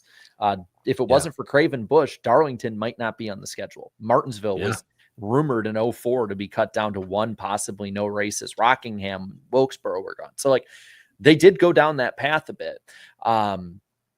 But he also brought up that they still want to do different outreach things like going to Mexico or Canada or San Diego, Chicago. Just not at the expense of Darlington, Martinsville, Bristol, tracks like that. And then, and on top of that, they brought up that it seems like they're going to have a very long-term plan with rotating the finale, regardless of format. Cool. There's a lot of excitement for both Chicagoland and Homestead. They brought up they're going to be spending probably a few million more than was announced about Chicagoland. Like I noticed, I think at least what the website said is like all of the infield is going to have electrical hookups, which believe it or not, like I don't think any of them, or at least a very few did. We didn't. We had to bring a generator every year. And I tell you what, sleeping next to a window, I woke up feeling amazing that next morning. I was like, I feel great. I feel light. So I'm glad we don't have to do that anymore. I don't have to huff fumes while I sleep. But brought up that they might do a back and forth, like we talked about with the Roval and the Oval for Charlotte, of maybe doing that with the street race in Chicago and Chicagoland. I'm personally biased. I'm biased, so I won't. But I get it. I take my bias aside. I understand it. But he said there's a big push though that they might just do them both in the same year. That they'll just build it up. They'll build up the market with the street race and try and siphon that to Chicagoland, which could mean maybe Chicagoland would be in September again. I personally like it in the summer, but I get why people would. I'll say this. I'm fine with it a little later in the year. Just don't put it during football season and the closing of baseball season because Chicago won't care. I still say move that street race around the different markets, in my opinion. There's some markets I would love to have a reason to go to for NASCAR. And New Orleans is one that comes to my mind. I think a race in Louisiana sounds fun. Having gone to Denver for the Titans Broncos game at the beginning of the year, Denver is probably the easiest place to fly to. You can fly to their airport and then take a train right into downtown. That would be so convenient if they had a downtown Denver race. That sounds. I mean, I know they've pushed for Denver for a while, so that he's saying all the right things. Now with the Homestead side of it, they've put apparently they put huge renovations into the track, and the way O'Donnell put it, well, maybe. Well, the way O'Donnell put it is basically like if you went to Homestead for the finale in 2019, you're not going to recognize the way the track looks in 2026. Oh, well, now that's a statement. Okay, More banking. I'll say this: when we went in the track, I was surprised how run down it seemed in there. And I'm talking with John, who grew up basically going to that track. He was like, yeah, like they haven't done anything to it since like 2006. So I like that, because if the city, from what it sounds like, and NASCAR are going to invest that much in Chicagoland and Homestead, I like it means that both of those probably have a pretty good runway. They're not going to spend millions of dollars, I don't think, on a permanent track to just not do it, race there or show up anymore. Sure. So that's something I think a lot of people will like. And apparently it sounds like the industry is ecstatic to go back to Homestead for the finale. And it's not just because it's a better track than Phoenix racing wise, but just more everything from the culture to the, well, it sounds like Homestead and Miami both are really wanting to push the NASCAR championship. If Champions Week is any indication, it sounds like this year they're going to have it in Scottsdale almost immediately after. So now whoever is the big market for a championship, sounds like they'll just get the Champions Week ceremonies now too. It feels like Homestead just fit, man. Like, and maybe it's because I grew up with it. I totally understand that, because I know a lot of people say Atlanta, but just, I mean, I remember being at Gordon's last win, and after when he yelled, "We're going to Homestead," like it always fit to me, like Homestead, where it's the home stretch, everything about it. The racing was awesome, finishing under the lights usually. Like, it worked for me, and my driver was only in contention for one of those championships I ever watched at Homestead. Like, I had no dog in the fight. It was just pure vibes for me, basically, at the end of the year. I'm so excited for Homestead. Plus, this car race is so good there. Exactly. Start and finish the year in Florida, but don't end at Daytona. That's there you go. That's all I'm saying. Yeah. How long until one of these this revolving door of finale tracks?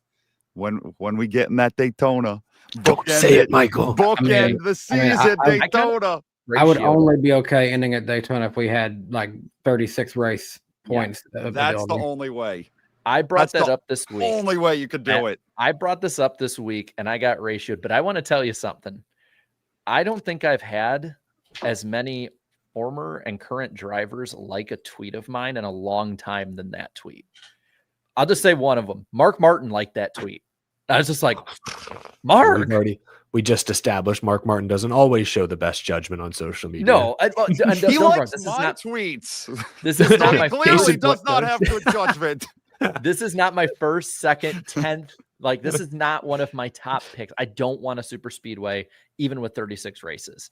It's palatable with me with 36 races, because I just think it's NASCAR. They have to have some entertainment twist to it. They can't help themselves. Atlanta, I'd be down. Stomach. I'd be down. Not Daytona or Talladega. Not for the finale. Talladega. I mean, Talladega, if too many people, watch, and granted, I used to make Daytona the finale in my stop motion series. That should tell you how chaotic it can be. I used to make it on Thunder 04 when I'd pick the schedule for my season mode. I'd be like, let's just start and end the season at Daytona. I could totally 36 Daytonas. I could totally see NASCAR though marketing that, like, start and end the season here. Even if there's not a championship, it's still an explosive way to end the year. 150,000 people showing up for the finale. True. It's like, I mean, it's crazy, but I'm saying for years I could see it happening. Especially if they do 36, they have to have something. But that's neither here nor there. We're getting off topic. Eric, you want to lead us into our last little bit of news stuff for fun? Let's go to NASCORT. Yeah, we'll touch on some NASCORT real quick. I know we're running long tonight, but there's been a few things in the past week. The main things, NASCAR filed a motion for summary judgment. Essentially, they're trying one last chance to get the judge to rule on the case without it going to trial. They cited a few familiar arguments. Yeah, they're solid arguments. At this point, though, I don't see the judge who's been hesitant to rule on, say, the most recent injunction, for example, who keeps trying to get them to deliberate and mediate and settle. I don't see him ruling on this himself unilaterally. I think he's willing to let this go to a jury if push comes to shove. But more importantly, I would say we could zero in on the two sides maybe being as close to the negotiating table as they've been in years. So apparently back in August, the court ordered them to go to a mediator. It was this man named Jeffrey Mishkin. This was in August. They talked. They couldn't come to a deal. Both sides did not agree, obviously. Now, this week, NASCAR filed a basically asked the judge, hey, can you order another mediation session? But this time, can you include a judge? Can we have a judge kind of give us a second opinion, let's say? The teams pushed back, said, no, we like talking to this Jeffrey Michigan guy. We already have made some good headway with him. If we're going to mediate, if we're going to try to settle, let's just pick up where we left off. The judge today, I believe, said, okay, I will order a new settlement conference, but you're going to have to deal with that Jeffrey Michigan guy again. Also, I'm going to be there. So we kind of met him in the middle. He said, okay, I will be the judge, but this other arbitrator, Michigan, will be there as well. So October 21st. Judge, I'll be your judge. October 21st, 2311 Racing, Front Row Motorsports, and NASCAR are going to sit down with a guy named Jeffrey Michigan, the former chief legal officer of the NBA, and Judge Kenneth Bell, and they're going to talk about a settlement. They're going to try to reach some sort of agreement, and if they don't, court date is December 1st. All hell is going to break loose. So we'll see. Their backs are up against a wall now. It's starting to feel real. You have the owners writing letters to the courtroom saying, hey, we don't want to be witnesses in this case. We want this to be settled so it doesn't impact our business. We don't all come crashing down. So we'll see if there's enough pressure now for them to actually get some sort of resolution done. I'm going to pressure you guys now. Yes or no? Do they settle? No. I say no. The 2311 side of things, they seem very they seem out for stuck in. blood. Yeah, That I agree with. I think Front Row is willing to go on their own separate settlement, but 2311 is not. But aren't they tied together though? Twist. Yeah, I don't know if that's allowed. but can they? Do they have to stay tied to this? Can they get out of it? I don't know. I don't know. They would. So I agree with what you both said. I do think at this point it feels like it reads like NASCAR are the ones who are like, hey guys, let's try this again. Let's try it. Whereas the teams are like, well, if this goes to court, it goes to court. Shoot, like Michael Jordan's probably over here. I've lost more in a game of darts than I did on this lawsuit. Yeah, poker.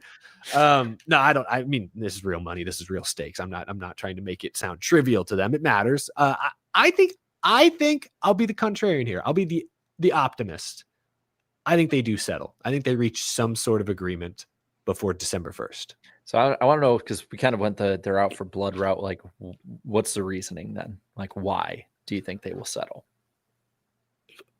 Because I think it's obvious why NASCAR wants to not go to court. Let me put it that way. I don't think the France family wants to open up their books. I don't think they want that all. So much of what's been found in the discovery period, some of which has already trickled out and created tension in the garage. Imagine that times 5 potentially. Like it's going to be awkward. It's going to be uncomfortable. And at worst, it could be earth shattering and completely transform the way NASCAR is run. Obviously, the France family doesn't want to risk that. I say so because there was something in Jeffrey Kessler's statement today, the lawyer who represents the two teams. He said something in his statement today. I don't have the quote in front of me, but he essentially said, our objective from the beginning has always been clear. We seek stability and growth opportunity for all the teams. And that's the first time like that I've heard it simply spelled out. To me, that reads, hey, if you make our charters permanent, we might be able to meet in the middle somewhere. That sounds like, hey, if you meet us on this, if you see this one thing, if Jim France, if you say, all right, figure out how to write it down, charters are permanent. If you give us that one thing, then this all might go away. That's what that told me, which again suggests, okay, the teams might be willing now to settle to some degree. That's how I read it, but I'm probably oversimplifying it. So who knows? But I think NASCAR sees it as, I think NASCAR sees it, especially as they're losing, is if they lose, it's pretty much mutually assured destruction. Like if they lose, books are going to be opened. Dirt's going to be all over the place. The sport's going to change forever. Teams, no matter what, then will take a huge, huge loss. Even with the win, they will. It's like Judge Bell said, they will lose. So I think NASCAR is like scared. I think for that stuff to get out. I'm just wondering because I think the teams now, and especially based on the texts and what they've said, not Jeffrey Kessler, but just like Michael Jordan, Denny Hamlin, the way Hamlin talks about it publicly on social media on his show. I think they see it as personal. And that's why I say out for blood. Like, I don't think they're going to be thinking as rationally. It's up for Jeffrey Kessler to be the one to think rationally, and who knows? He has a big win on his resume with the NCAA, so he's out here throwing his big dick around, saying like, I'm in charge here. I'm leaning towards, and I think about it some more. I think that they will settle, and the reason I think that they'll settle from 2311's behalf, Bubba, I feel, is too tied to 2311 to really go take another ride anywhere else at this point in his career. I also just don't see him just being like, number one, I got to sign this guy right now. He's good, but I don't think that every team is going to be like, I need Bubba Wallace on my team. But then there's Riley Herbst, it's like, okay, you just have money. You have enough funding. You can be fine to race somewhere. You'll get in somewhere if something happened. But they don't want to lose Tyler Reddick. He is someone that they went through the moon to try to get him out of RCR early. And if all of a sudden they're in a situation where he says, guys, I've got to have a chartered team to race for, and I will go find something, that puts him in a situation, okay, we need to stop this. We need to not let this happen. And Tyler Reddick is the sole driver I think would cause them to drop all of this. That's fair. I just like from the way that everyone with 2311 has spoken about this for the last few months, like, oh, everything's going to come out December 1st. Everything is going to be revealed. Like, it seems like they want to drag them through the mud. Like, they've got some axe to grind. NASCAR, I have no doubt they want to settle this thing, but it seems they are hell bent. 2311 is, we want, like, let's go to court. We're going to go down in like a ball of fire. Whatever happens, happens. That's the vibe that I get. I think every single one of us made a very valid point right here, which is to say, who knows what's going to happen? I know what's going to happen now on the show. We're going to have fun. We're going to have fun on this one. Woohoo! This is fun. We're having fun. All right, let's go to our prediction segment. How about we start off with that one, if I can find how I put it. So, of course, with the predictions, each host will make 2 motorsports or show-related predictions, and we will try to keep track of them every week and try to keep them relatively concise, though we play fast and loose with that. Danny said the 8 drivers currently in the playoffs before the Roval will retain their positions, and that Austin Hill will make the Xfinity Series Final 4. Wow. Balance. So one of these coming up for Eric, I didn't know. I figured you would have told me if you saw it, and I can change it. I might have forgot. We'll see. What is this? A Cup playoff driver will spin in turn 7 at the Roval. I don't remember, but if so, the chat will let us know. He also said only one Penske driver gets past the round of 12. A Hendrick car gets eliminated in the round of 12, and Chase Briscoe will get a top 10 at the Roval. This is a rough one. Wait, where did Briscoe? He was like 12th, right? Yeah, he finished like 12th. Or 14th, maybe. Ah, gosh. He was like, what a rough one. He was right outside of it, I believe. 14th, yeah. And then me. Nothing came off the board, which at this point is positive for me. On the year, Danny leads with 37.14, Eric at 32.92. Cratered my percentage. Dang it. 32.88. Just saying, if Danny is craters, we're all under a blanket again. All time, I still lead at 38.18. Danny at 33.33 repeating, and Eric at 32.09. So Danny leads us off. Joe Logano will make the championship 4. I knew that was coming. Why don't you just announce him as, the next president? He's just going to win it all, I guess. Yeah, where the hell is the 22 shirt? I don't see a Bowman fan when I look at this guy with the T on his head. I would never, ever wear that gaudy yellow and red. I will wear my gaudy Tennessee orange all day, but I will never wear mustard and ketchup. Danny, what do you think of that gaudy green ally scheme? Did you see that? I'm all right with it. Go for it, Chick Hicks. There's another pickle on the track. That's Pickle Rick. Do I go next? Yes. Sorry. Okay. Shoot, where'd my notes go? I'll go all in on Toyota this week. My first prediction, I think Christopher Bell will be above the cut line after Las Vegas. Okay. Well, I'll go my first one for next year. NASCAR will award points for laps led in 2026. I hope so. At that'd least be for cool. most lap led. Yeah. I think it'll be part of it. Yeah, they might keep stage points. They probably will. But I think awarding more points in different ways, they'll probably find ways. I would trade fastest lap point for laps led point. Yeah. Same. I'd keep both if they could, but I'd take laps led, definitely. My turn, I guess. Yes, it is. I'm just thinking the last time I said that Legacy was going to win a race within either this year or next year. They're going to need to step up quite a ways in the offseason. That's all I'm going to say about that. I'm not feeling too good about that at the moment. Anyway, Joey Logano will not make the Final Four. Ooh. We have There's my clashing prediction. worldviews here. He did it just to spite Danny Ballbuster. Danny Ballbuster, who's busted balls now.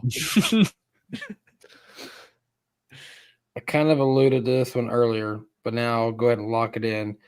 SVG will not lose a road course racing cup until he reaches at least 10 wins. Okay. It's a all bold right. one. No layups. Yeah, that's a big one. Yeah. So I said I'm going all in on Toyota this weekend. Kansas sold me. They were so fast in that race. I think Toyota sweeps the weekend, as in they win the Xfinity and Cup race. Interesting. I don't even know. Is there ARCA? I don't even know. If there is, that doesn't I think count. there's Although season- Toyota. Oh yeah. Well, what about like ARCA West? I guess they don't run the big tracks. Yeah. Never mind. No, they wouldn't be at Vegas, I don't think. Yeah, they They'd might do probably be at the. Bull Ring. Yeah, they'll be at the Bull Ring or something. But no, yeah, just Xfinity Cup. Anyway. I'll go with this one because it seems like every other year this happens. I will say that for Martinsville and Phoenix, they will have different winners. There will not be somebody winning the last two races like we've seen in years past. So I think there will be different winners for Martinsville and Phoenix this year. It's not a layup, but man, okay. I mean, that's. Yeah, there's a Geiger's coming. Patrick Mahomes. He's like you go in the maze, and you're like, oh, it's my friend Patrick Mahomes. Yeah, I predict somebody won't win 2 races in a row. What a hot take! I mean, you know who doesn't lose 2 in a row usually is Patrick Mahomes. Not here lately. I'm gonna go for crowd approval. 36 race point structure in 2026. Jack just gives him a here. If I wasn't copyright struck with using it, I'd play Ode to Joy. Well, that was fun. Let's have some more fun, and by that I mean let's banish the chat from Eric, Michael, and Danny's. There you feeds. go, Michael. Wait, Bye, for Jen. Ben. I've been waiting for this. See you in a few minutes. Of the week. So Read that score, Jared. I'm on a hot streak. the score, yes, the score. The score on the year right now, or in total, is Eric 32, Danny 29. The biggest lead we've had, I think, ever. Say that again. What did you just say? The biggest lead we've had The ever. biggest lead we've ever seen. Wow. Eric Estep is beating Mr. 5 drivers he forgot about himself, folks. Well, Eric has 4 of the last 5, including the last 3 in a row, with last week getting SVG. BJ McLeod, the week before Bob Flock, week before that Rich Bickle, and then 2 weeks before that Mike Dillon. Danny has one of these, being Sterling Marlin. And also Guest and I are tied 6-6. So let's get it going here. This random driver is Virginia native. Did you say Virginia? You cut out for a split second. Virginia, yes. Okay. Virginia native. Let's see. This would be a fun one. See how often people listen to my stories on here. Actually, a piece of this random driver sheet metal is right across my office right now. Been a minute since I've been in there to know what you've got. Oh, I have no idea what's in his Well, office. that's not fair. You've been over his house.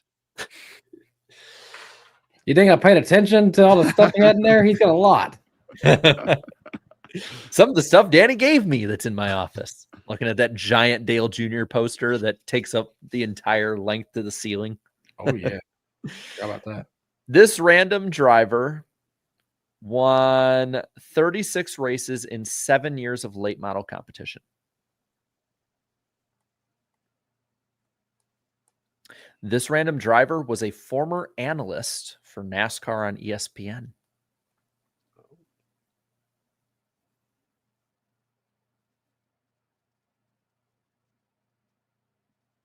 Danny, do you got it? I feel like you have it. Hermie Sadler? Hermie Sadler? Hermie Sadler is. Why is it muted? The suspense. Incorrect. That was a good guess. Damn. It was a good guess. Good pull. He should be eliminated now. That was his one guess. He's not allowed to guess again. Okay. This random driver finished 33rd in their first career Cup start at Martinsville Speedway. That still would have made me think him, honestly. This random driver's first Cup start was actually a day after they broke their ankle. So first Cup start on a broken ankle. So tough as nails.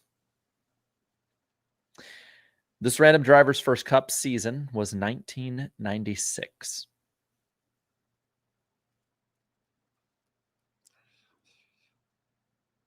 Derek got one? We just say Elliott Sadler. Let's waste a second one on another Sadler. Fair enough.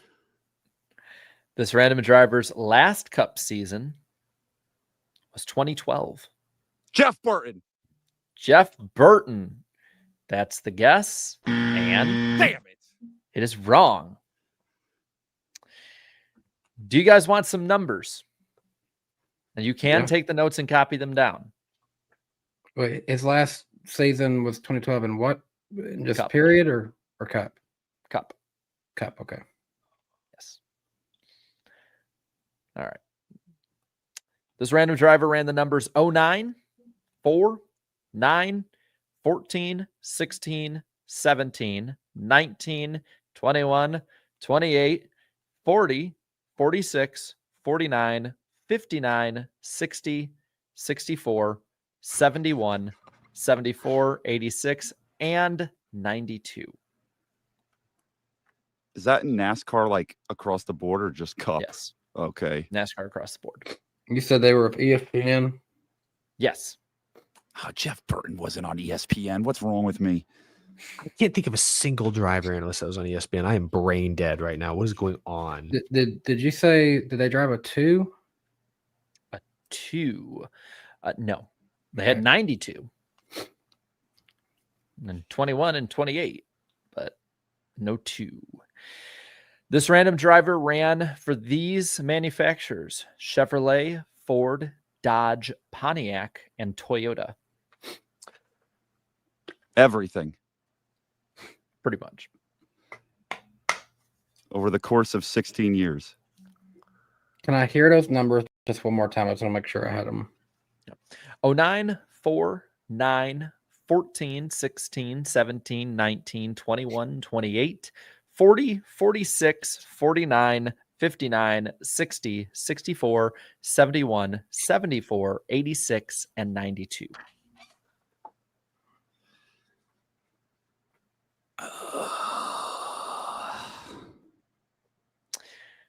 This random driver led all but 2 laps in his first Truck Series win.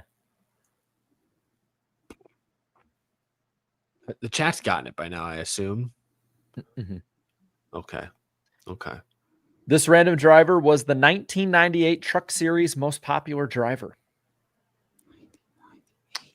Can't say no much about 98 trucks. 98. This random driver ran multiple Truck Series seasons for the Wood Brothers.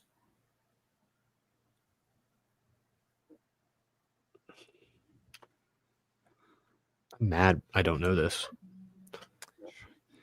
98 most popular driver. And it's someone, I mean, he's got like 50 different car numbers. Yeah. So he was in that truck for a while, but then he just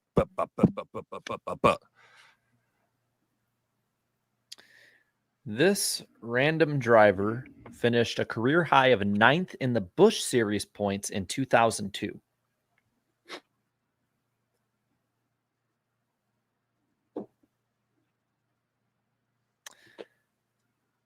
This random driver only had one career top 10 finish at the Cup level. It was the 2001 Daytona 500. That eliminate. I was about to say Ricky Craven because I remember he was on ESPN. Took me all this time, but I don't think you didn't put 32 as one of the numbers, so never mind. This random driver started front row in the 2001 Daytona 500. Oh man, that should be good. I don't know.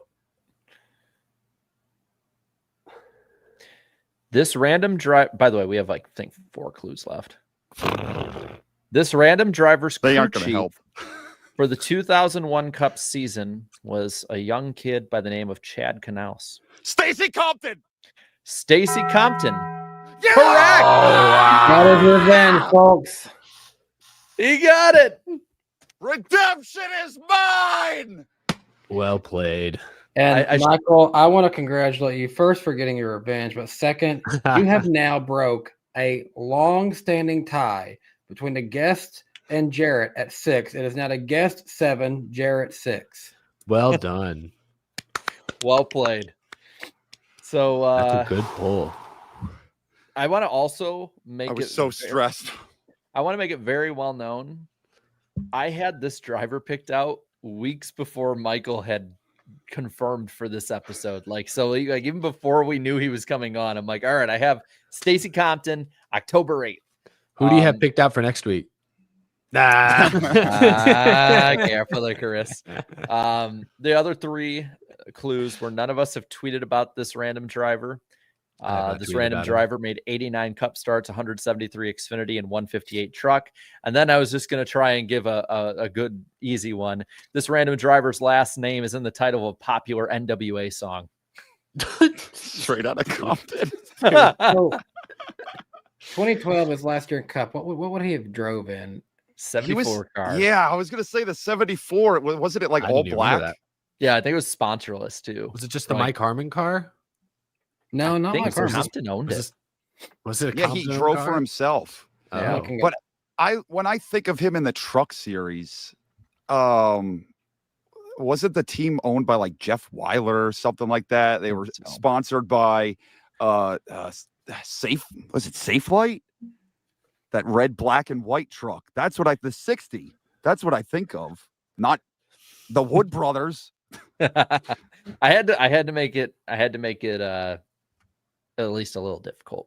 But congrats, redemption for Michael. Danny Ballbuster didn't get me this week.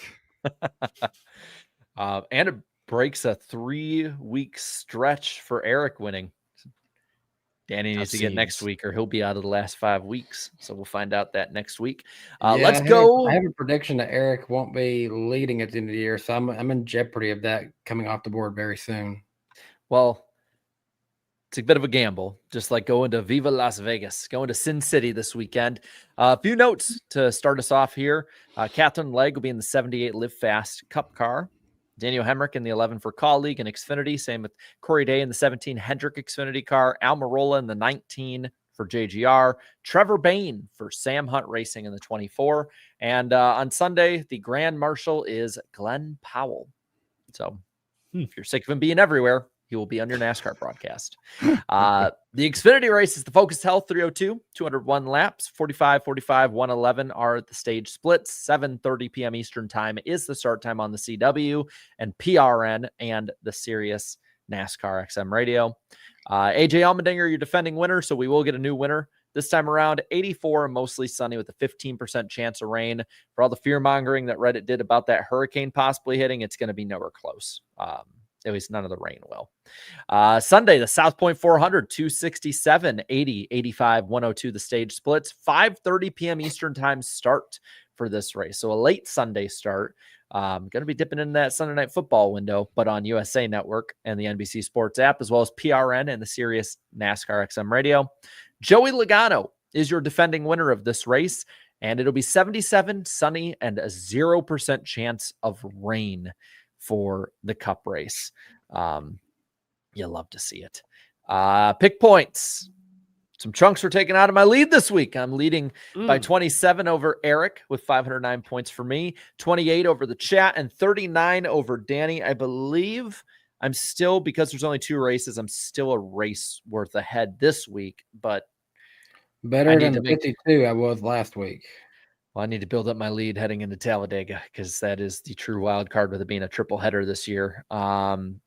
So with that being said, let's head on into the picks, and Michael's going to start us off with the winner of the NASCAR Xfinity Series race this week. Zilich. That's it. Connor Zilich. The graphic wasn't even off the screen yet. I've got to I came up with a little bit of something to, just because that's okay. The low hanging fruit. Stacy Compton was a commentator on ESPN. Yeah, Never mind. Yep. Anyway, it's his second race here. He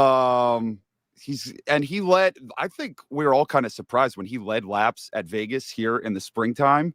That was like kind of okay. He could do this oval thing, so he is going to have a much better understanding of ovals now, and that's why Zilich. Eric Almirola. Good pick. I would have picked him if I had him. Chad, who you got? Chat. I feel like they're going to go with the 7. I'm going to say a lot of 41 and 7. Oh, there's a lot of 7s. A lot of 7. I think they're going Allgaier, the one that literally has been picked every single week this year by somebody. Jarrett, scratch him off your list. I got your boy this week, Brandon Jones. Surprisingly not on my list this week. What? Yeah. What? Ruh-roh. I'm going to go Sam Mayer. Oh, chat. He took the one you guys backed out on. I got faith in Mayer to do pretty well. Whenever I pick him, he usually finishes like 2nd or 3rd or out. So it's a bit of a gamble, but we're in Vegas. So who's going to suck in the Cup race? Who did I pick? Crap. Who did I pick? Oh man, I'm on the spot. Michael.exe has stopped working. Yeah, it stopped working. Yeah. Just say Kyle Busch. Okay, well that's also low hanging fruit. I got to come up with something a little bit more original than that. I swear to God, I had to pick. Just pick a I remember. Bubba is not good here.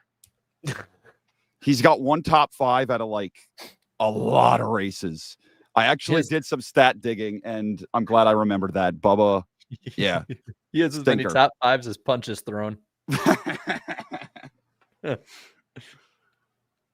Danny. I think this could be the one that is the biggest reason he doesn't make a championship 4 appearance.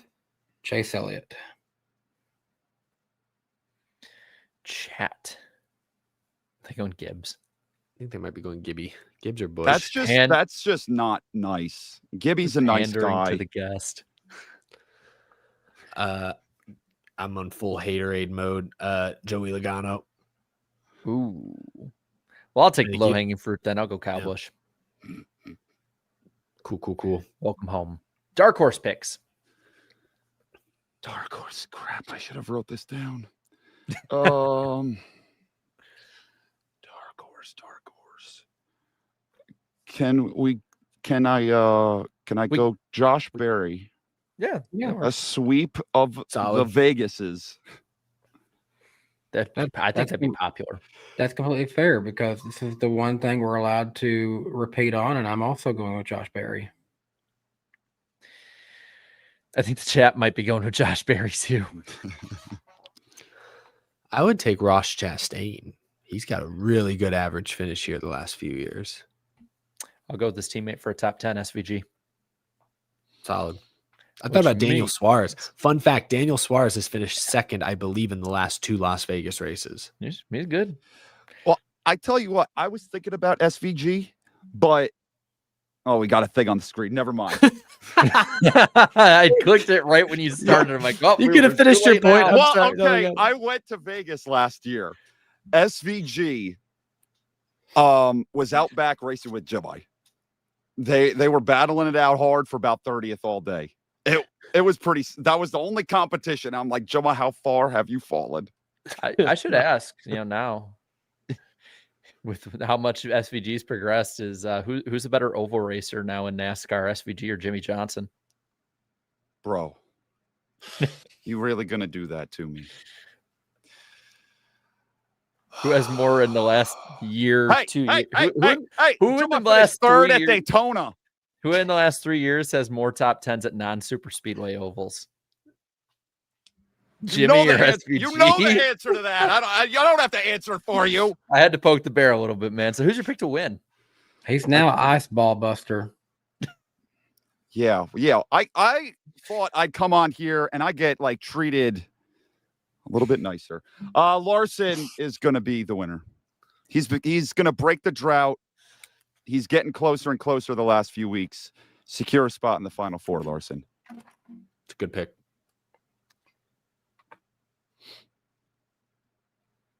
Is he Joe gonna do Log. it? Oh, he is. I give you credit, man. You are going all in on it, and I respect. Joe Log wins. You broke Eric. Eric EXE is not working. Bad pick. Great pick. D pick. Chat, who you got? This is a chat got. Oh no, don't do it, chat. I think they're gonna. Are they going Bell? I'm seeing a lot of 20s. They're taking my guy. Oh, So are we gonna That's lock a lot this of one in? 20. We're gonna lock it yeah, in. give him Bell. I'm They- okay with my backup pick. They even want Joe Log's old number.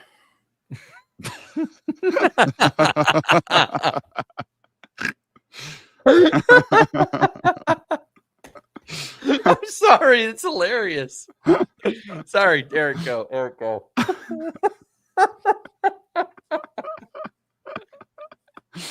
Denny Hamlin.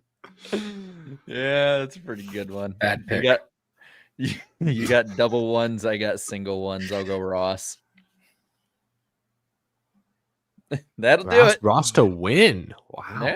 Yeah. Dude, his all his top fives are on mile and a halfs this year. And Oh his yeah. only I win mean, one. is- And he did get a win last year when he was eliminated. So Yeah, that's fair. That's a good point. That's a good point. I had him as my dark horse. I'm surprised you went all the way to win. That's bold. he was, Cool. he was my number 4 pick. But still, I got 4. Hey, both of mine were 4 picks this week. How about Hey, that? be honest, Jared. Was Joe Log on your list? 5th. Because what was I it? don't believe you. Well, I saw that I think it's like either every time or the last couple times I think it was that Ross had the Tootsie scheme. Joey Logano finished first ahead of him in second. I was like, oh no. Uh-oh. We're just making up so much superstitious BS to justify these Logano The damn picks. boogeyman. He's the boogeyman. now Gosh. you talk about superstitions. I seen a paint scheme report of what Penske will have, and Logano will be in the standard shell Pennzoil and not like an alternative, mainly Pennzoil scheme like what he's been winning there in the last few seasons. But I also say it's an odd year, so he's got to do something different to get the win here.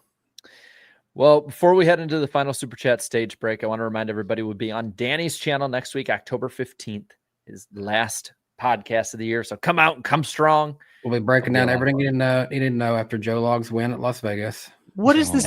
God. What is this wacky stat from Peter here? Well, we're just making up stats now. This can't be a real thing. I think Brock put that out too. What That's the heck? that's some shit you see on ESPN. Where are you is- pulling that out of? This is goofy. It's gonna happen. You know what else is goofy is some of these final Super Chats here. Alex Luft saying, Kiwi! Kiwi! Let's see, Super Spirit here saying, I'm messaging you from the legendary Bathurst 1000 in Australia. Hopefully the race is better than last year's, but we will see. We'll have fun. That's a bucket Have list a one. good time. Power the Poof says 5 best names in NASCAR history. God, man, that has put me on the spot. Dick Trickle. That's a good one. Which my wife is in Speed. the family Scott of Dick Speed. Trickle. That's a Number good Buckshot one. Jones. That's a good one. Number 1 has to be Beaver Dragon. What? I didn't make that up. That's an actual guy. I'm going to Racing Reference right now. I'm telling Garrett, you need Beaver to get on the list. Dragon. Was he a NASCAR driver? Yes, he was a NASCAR driver. He was in like the K&N East series or something. Beaver Dragon from Milton, Vermont.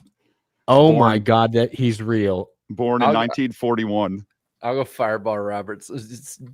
He ran one Xfinity race in 1986 and got a top 10, finished 9th. He got one top 10 and retired. In 1979, he won 9 NASCAR North Yes. Tour races. Two-time champion. Put some All right, credit I'm adding him his to the name. list. He's Beaver adding him to the Dragon. list. He Beaver, apparently went on to become a big hunter because here he is on like a Northwoods Whitetails podcast. Every man what hunts is beaver. going on? I've never heard of Beaver Dragon. Does he have any merch? I'm looking it up. I'm seeing what kind of t-shirt. I did a career mode racing as Beaver Dragon. Well, here's a video. Legend. Beaver Dragon flips posted in 2006. God damn it. Fireball Roberts. That's that'll be the 5th one. Tim from Tennessee. I can't believe a guy with 5 wins doesn't have a chance at the title. A 36 race format would fix this. Okay. Get SVG in the championship for. Darth Newton, thank you for becoming a member. I appreciate it. Welcome to whatever this is. Justin Drake says, Grant, you do it. Oh, God. Grandpa, did you see me today? Huh? You were there? Yeah. Didn't you see me? No one saw you running 20th, you Nepo baby. Disgrace to my team. Might as well have Herbs take over. Oh, that's mean. Justin Drake, thank you for being a new member as well. I believe a returning member. And Justin Hey, Haber. Bear. Hey Bear. Hey Bear. Thank you for being a member. At first I looked at the chat, I'm like, Justin Herbert. Damn. But I was like, oh wait, I can't read. You know, every time you guys have me on and I read these Gibby, you lose credibility. I'm just letting you know. Can't lose what you never had. I'm kidding. Hunter Nixon Fishing says Kyle Busch went from literally on top of the NASCAR world in 2019 to mediocre. It wasn't like a slow decline. No. 550 and no practice hastened the decline. Isaac says, I don't know what I'm more sick of, Logano or the playoffs. I feel like for a lot of people that works hand in hand. I stand with 2311. Carson says, hey, NWP, Eric, unlike what you said in your race review, I'm happy with Daniel Suarez not helping his teammates at all. That's the NASCAR I want. No team orders in a NASCAR race for teammates to obey. Calling you out, man. That's fine. I mean, I still think it's, I would just, from a team perspective, why would he not pass Logano there and help his teammate get 1 extra point? I don't understand it. Lord Voldemort. Yeah. Says, boo Denny Hamlin, Alex Bowman, Kevin Harvick, and Austin Dillon. Hashtag keep the playoffs. Hashtag I stand with 2311. I stand with 2311. Carson says, SVG, thanks for an exciting race with Larson. Unlike Heim and Zilich, so boring domination. Well, Heim didn't lead most of the day. His teammate did. Let's see. Penn State Man says, did you see Carson leaked the NASCAR game ratings? Byron 100, Hamlin 99, Larson 99, Blaney 98, Bell 97, Elliott 96. I don't know. I feel like the devs probably won't be happy with that. And I probably So let him know. apparently, I was watching that part. Apparently, that's like one of the few things I asked him specifically. Do not show that. He accidentally showed it. It was sane for just a second. He tried his best to get rid of it. And it led NASCAR then to release a video on Twitter early confirming that William Byron is rated a 100 rating driver, which is interesting. I guess he's your cover guy, so it makes sense for him to be 100, but I don't feel like he's had 100 season. But I thought Larson was the best driver of all time. Yeah, that's crazy. I feel like there should be no hundreds. He should be in the 98 or 99 class. That's crazy to put him at 100. But I feel like you got to have a championship before you're 100. Justin Drake for the 20 says, Death, Taxes, and Logano winning the most undeserving championships while listening to his theme song, the Mickey Mouse Clubhouse. Yeah, Logano should be 100. He's got the most championships of any driver right now. Huh? You fucked the pangolin, Marsh? Whoa. Mr. Bad Guy says, you guys should totally let Mrucz sound his Dale Jr. thingamabobber machine. What? Is it the Dale call? Ah, Throwback. mine broke. So I had to buy a second one. they break so damn easy. Like you blow into it, and all of a sudden it just like falls apart like a Lego. I'm going to eBay real quick to see if I can even find a Dale call real quick. I had to get should mine probably from get True Timber. I stand with They 2311 range cars. anywhere between $22 to $35 on eBay right now. He says, I better not see 2311 versus NASCAR closed this month because NASCAR doesn't pay teams enough since NASCAR makes more money. You might not. I don't know. Icy says, I'm going to Martinsville for the first time. What can I expect? Any advice? Love the show. God bless you all. Well, thank you. Get hot dogs. Lots of hot dogs. Yes. Hot They're dogs. cheap and beer. okay. Yeah. And Martinsville hot Okay. dogs, I like them. They're good. They're just okay, but they're good for the $1.50 or $2 or whatever they are. Eric watched me power myself through an entire weekend of like 35 to 40 degree Martinsville, just drinking beer and eating Martinsville hot dogs. I went to his rental with him back because I got to go back with you in the media parking lot to get back to our car. And you're like, how many hot dogs you got? And I opened up my backpack and hot dogs started falling out of my backpack. Yeah, I had so that's many. I have that image burned into my brain. Zip, like he's selling them on the black market, wrapped in tinfoil. Start tumbling onto Dude, that Virginia hillside. Dude, I don't know what type of tinfoil they have. That stuff, those things were hot the next day when I got up. Like I got up. Remember, I woke up like, and I had them in my bag. And so I wake up at like 7:30 in the morning. Me and Eric have to be out the door by 8. And he like looks over, he goes, "Oh, hey, you're up." And I go, "Yeah." And I reach over, grab a hot dog, crack open a beer, and just go to town. That was one of the best trips because that was the one where Jared's bachelor life. remember that was the one where Slap was there and we hid underneath the Martinsville signs back when they had seats in turns 1 and 2 in the bottom level. That's right. Y'all love getting pelted by tire debris. Dude, I was. We had a like 15 car crash right in front of us. It was awesome. Fair enough. We could see everything. Then they took our seats away. You want to know one of the saddest things just about, okay, this is going to sound a little bit weird, about my life in general. I had, okay, I couldn't make it. I had tickets to the 2015 Martinsville Fall Race. Oh, I was didn't there. go. It was awesome. But Jeff's last win, Lagooner getting smushed into the wall. I would have been having a ball, man. It was pretty fun. You know what? When I had when I had to ticket to, and then it fell through at the last minute. 2022 fall. The melon. The melon. I wish I went to 2021. It was pretty cool too. I love that, like all the ones that like you guys. I wish I went to this one. I'm like, yeah, I was there. It was pretty cool. I went to 19 and nobody passed each other. It was Truex the entire time. Hey, Eric, that sounds like the one we went to in 22. I stand with 2311. Carson says the only time teammates should help each other is until 100 miles to go. No team should help each other win with 100 miles to go. Is that kind of even at super speedways? What? And Martin Fan for Life says, how do we improve the ratings and grow fans? O'Donnell said it in Junior's podcast. Drivers out there in the public, Gordon on SNL, Dale on MTV, drivers and commercials showcasing the stars outside of race day. I agree. 100%. 100% agree. Oh, how are we doing on that? Don't they have like some pot of money for the driver at the end of the year? I mean, we've got some of the lowest ratings we've seen. They've been out there shilling the sport to everybody all season. Something's not paying off. I don't know. True. Let's see. Alex Luff says Austin Hill eliminated. Cue the Drew McIntyre. I prayed for this and it happened meme. That's a good wrestling meme, Paul. I stand with 2311. Carson says Roval with 8 and 54 points will happen in Cup 2025. Oh, like controversy like that. Yeah. Justin Drake says blue collar team, but yet Childress. I'm not. I don't want to get too far in the weeds. Probably hasn't done anything blue collar in 40 years, other than when he puts on a button up blue shirt for a business meeting. With how depressing the team is. Tell me how you really feel, Justin. Tim from Tennessee says, Danny, would Talladega be a state if it wasn't for Tennessee? Hashtag remember the Alamo. Well, Talladega is a city in Alabama. It's not a state at all.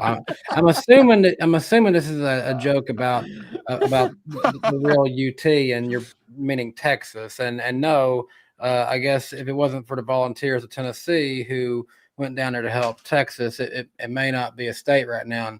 And by the way, the University of Tennessee has existed since before Texas was even a state in the first place. Damn, Is that true? When was the University of Tennessee founded? 1794. Claudia just confirmed it. 17. You bodied that poor bastard. You're just pulling out all these numbers like, damn. Andrew says Fox would rather have an always winded Todd Bodine. And I do feel bad for Todd. He's having to run up and down the pit so much.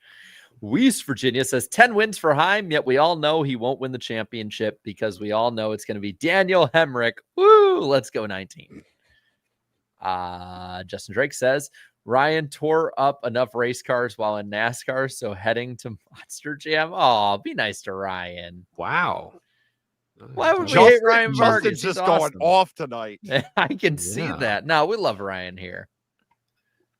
Shorty PJM says happiest 32nd to my forever fave, Mr. Darrell Wallace Jr. Plus my art's being shown at the South Carolina State Fair. Piano of Colors, Linus and Lucy. My profile. Very nice. Using the government name, Darrell Wallace Jr. The government name. Congratulations. That's cool. No, that's awesome. Jonathan says, hey, Jarrett.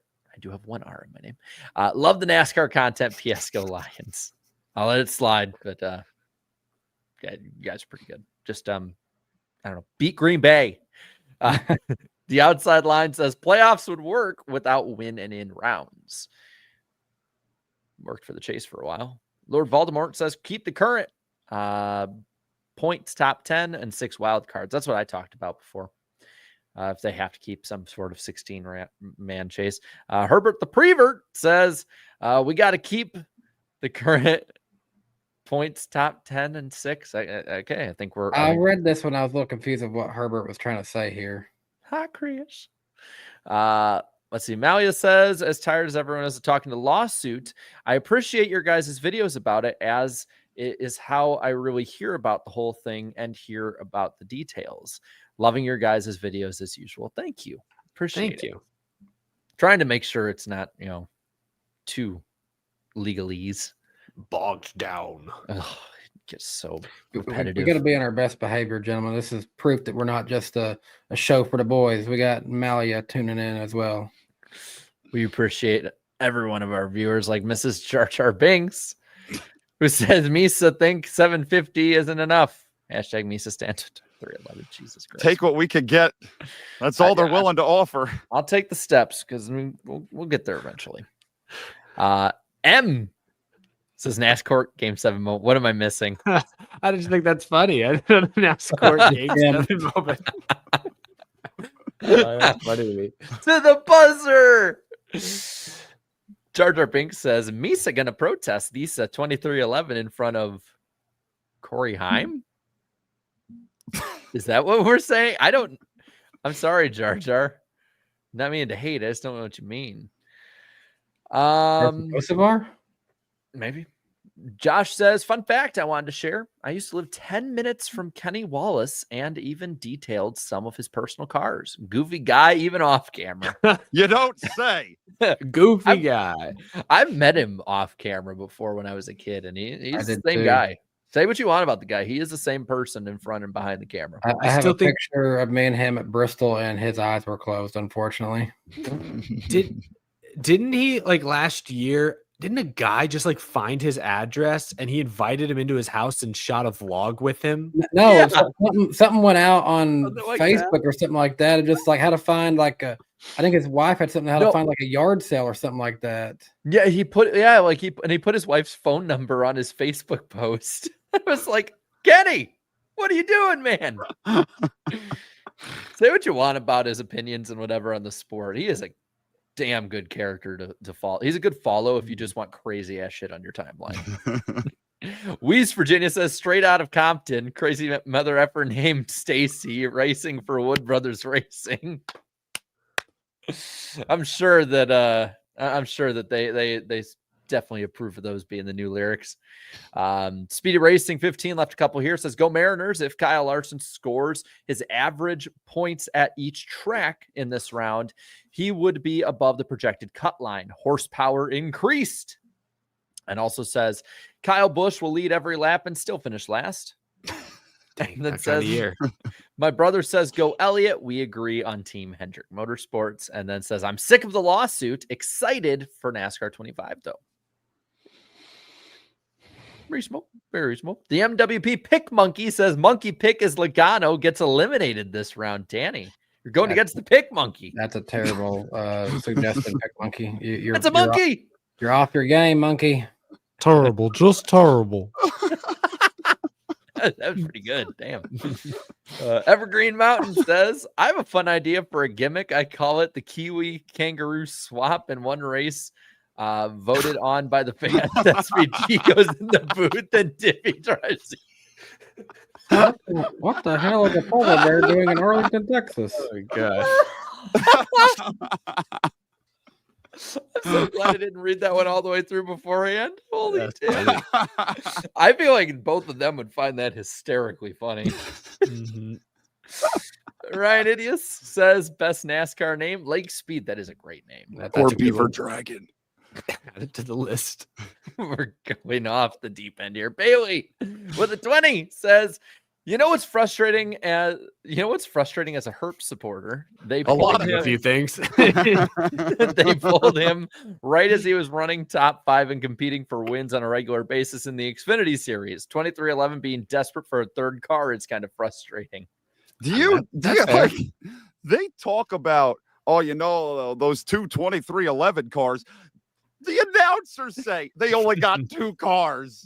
Dude, that's how irrelevant he is. It needs to be on the drinking game for each race. Like, if they forget Riley Herbst exists, take a shot of your favorite whiskey. Man. Justin says Carson Hocevar is like the raccoon inside and outside the car. Tears shit up. Pisses all over it. Whoa. Dang. Carson watches the show. He'd probably find this funny as hell too. I thought he was a hurricane, but apparently he's a damn raccoon. Austin says, I love y'all. I love all you guys. Y'all know that. I would love to see Michael on as a permanent 4th host. Love you all. God bless you all. I don't know if the Michael-Danny rivalry could last an entire season like that. I will tank their ratings. They will lose all legitimacy. No one will believe a word Eric, Jarrett, and Danny have to say in any of their videos again because they associate with me. So probably isn't going to happen, but thank you, Austin. He sells himself really damn short. Damn. Speed McCracken says to the Ty Gibbs fans, I can't stop catching strays. Sorry, man. You get a cool name, Speed McCracken. I like it. Yeah, it's cool me off guard. I like it. That is a racing name. Austin says, Danny, how's your Starkville trip? Did you eat at the place I suggested? Thoughts on cowbells and when y'all play Ole Miss in Oxford? Food's on me. I loved my trip to Starkville. The Vols pulled out a thrilling overtime win against the Bulldogs. I did eat at Bulldog Burger. That was one of the places you suggested. Thoughts on the cowbells? I have one of my own now. And you got to slap a Tennessee sticker on this bad boy to commemorate the game going down there. When we play Ole Miss in Oxford, that's not till 2029. So that's a long ways away, I think. He got his prescription. It's more cowbell. Then he also says, what's more likely? Return to full season points or a cup race at Rockingham/Wilkesboro? Well, Wilkesboro's happening, so we'll just do Rockingham. I'll say at the moment, just because of how Rockingham's run, I'm going to go full season points.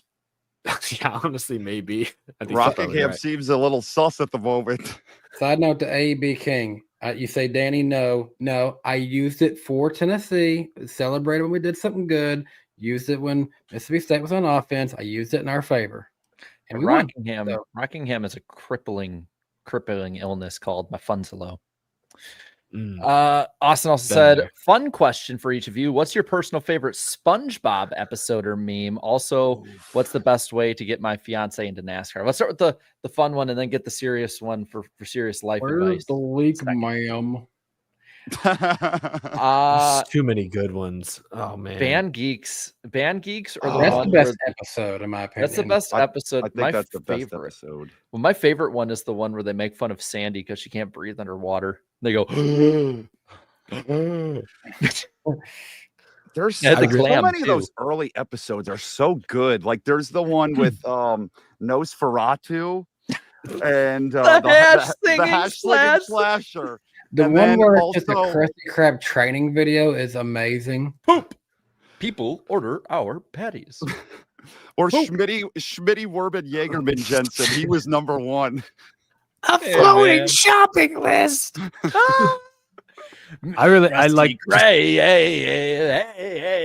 pizza. Just the whole, what are they selling? Chocolate all the time. What? They're selling chocolate. You call yourself a delivery boy? Well, I ain't buying.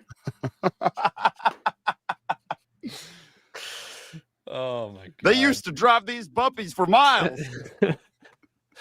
What'll it be, fellas? Mustard or ketchup?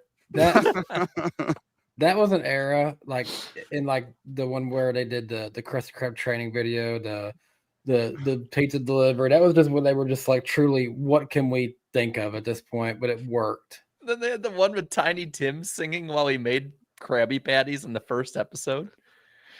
Gosh. Dude, this I is what happens. I used to watch some of the newer ones because I've heard it's just not worth it.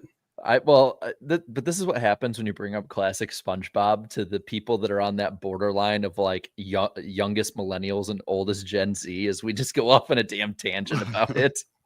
I'll give an unpopular opinion. SpongeBob is not the greatest Nickelodeon show of all time. No, I can be fine with that. Avatar: The Last Airbender is. That's fair. What? Avatar totally is. It's one of the best shows ever. Oh shit! Turn the stream off. This is gonna get ugly. Nickelodeon all-time show, Airbender. Yeah. Okay, Danny, Eric, give me your picks.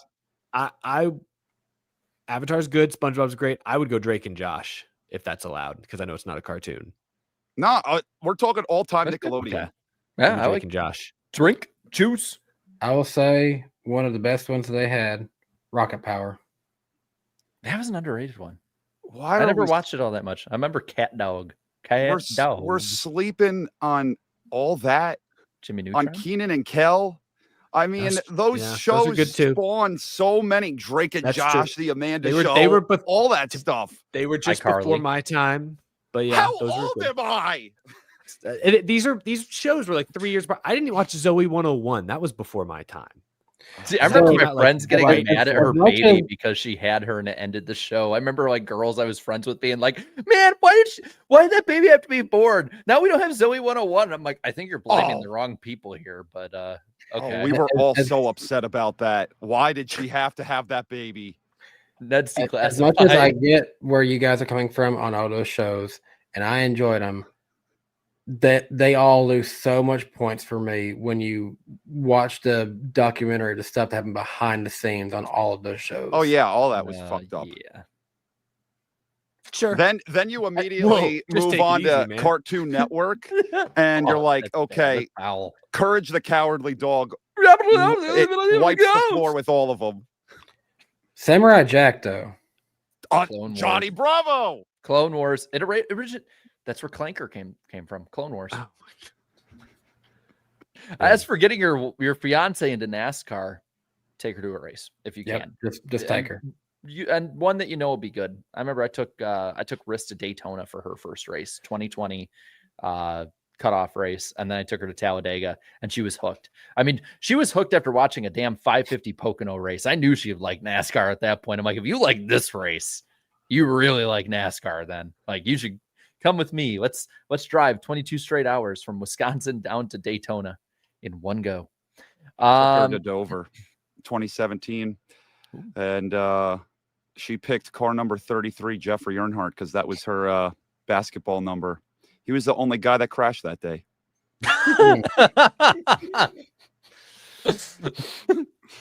And she still watches the races with me to this day. Oh man, I'm sorry. Big. The way you delivered that was perfect. Okay, who's NASCAR's version of Cotton Hill?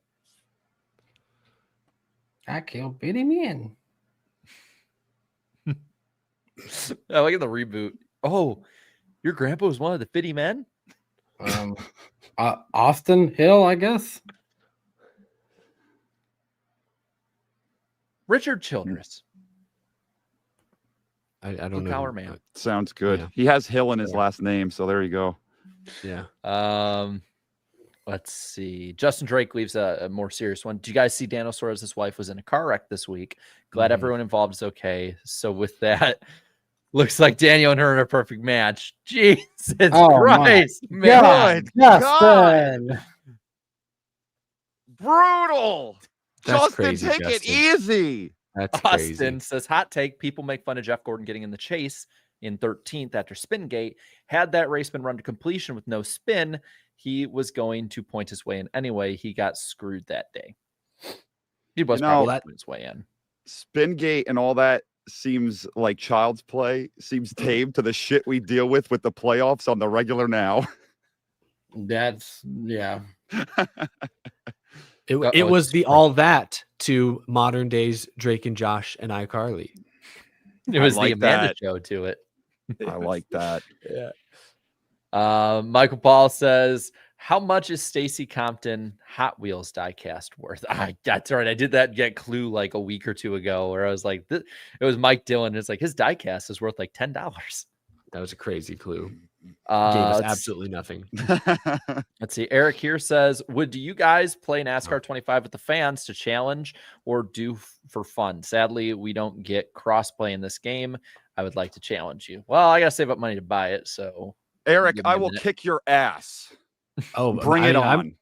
I'm planning to play it once the off season hits for sure. I might play it and stream it from time to time. And yeah, in the past with the Heat games, always fun to do online lobbies. So yeah, maybe me and Michael will try to tag team the I field. think I'm gonna wait it. till it comes Let's out do on it. PC, I think. Let's We should get do let's get 22s for Laguna in chat. If Eric and I should do a live stream together of NASCAR 25. hell, boy. I'll tag along as a Yeah, drafting no, partner. all you guys, you're all four of us. we should just all do follow it. each other. We follow each other to different lobbies. And then like if it's a super speedway, we just all line up Terrorized. and work together. Yeah. Everyone else is trying to win, and we're just like, yeah, we're just gonna go to the front and SHR this thing. Let's see. Oh yeah, there are a lot of them. Danny's Bailey, going ham right now with those 22s. Danny, he's rocking the vote. This is so easy. I just have to do this with two fingers to do this motion. 2, 2, 2, enter. 2, 2, 2, enter. Bailey says we'd be dead if we did the shot game by the end of stage 1 about forgetting about Herbst. Tim, Herbst has been too busy. Oh, Jesus. What good the- for him? What's going on in chat? These damn kids and me not understanding until the last second. Nick says, I don't get why Herbst is so bad, to be honest. He's had flashes such as Indy last year that made him look like the second coming of Christ and that Vegas race. He won a drafting track race. Oh my goodness. To be fair, that Vegas race, he freaking dominated. Yeah. This one I know is real. RJ says best NASCAR name, Dick Passwater, and that is a real name. He was, I think, he was on our top 75 list or like an honorable mention. Let's see. Speedy Racing says 2012 Daytona 500. The race was going good until the last lap when the caution came out for a jet dryer. Same thing this week, but Busch's s'mores started fire. I feel like we misremember that one, but whatever floats your boat. Twin Spinner says, I just used my fan rewards points for the truck and cup Michigan races. You guys know what races y'all plan to be going to next year. Chicagoland for sure. Kansas fall. There might be a few more. I don't know. I'm going to come back to more races next year. Daytona, Kansas, the Texas tracks. Yeah, we'll see what else. I might go to Coda. I think Okay. we should have a collaboration at the Dover All-Star Race, baby. Yeah. How's the reception there? Spam 22 if we should do literally anything else, Jack. Dover All-Star. I will ask, how's How's the reception out there? You got two of you have been there. Oh, it's pretty sad. Yeah, Everyone is like, give us back our Dover points race. I mean like internet reception too, because I do live streams. I'd like to have everybody on it afterwards. It's solid if you're around the media center like I was, but other than that, it just is spotty, I think. Yeah, I think fans are upset by that. Dover's not a huge city by any means, but when you get that many people in one area, it just kind of bogs it down a lot. Kai Guy says, happy to see Mrucz back from 7-Up. #Jimmy. God.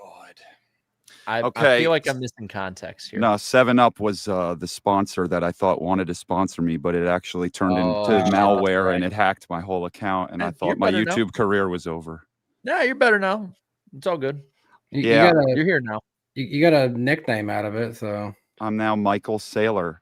You know what? After the stream's over, I'd like to talk to you guys about cryptocurrency and your investment plan. I'm not going to open up that mail.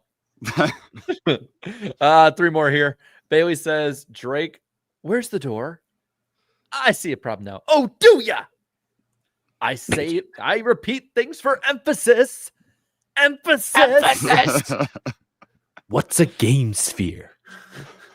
I always wanted to spherical. Oh man, NWP After Dark is friggin' hitting like crack tonight. Austin says, Mrucz, how much planning goes into the Teletubbies saga? Also, please, for the love of all that's holy, do a career of Chase to the Cup 05. Love you, man. I love you harder, Austin. I'll see about that career mode.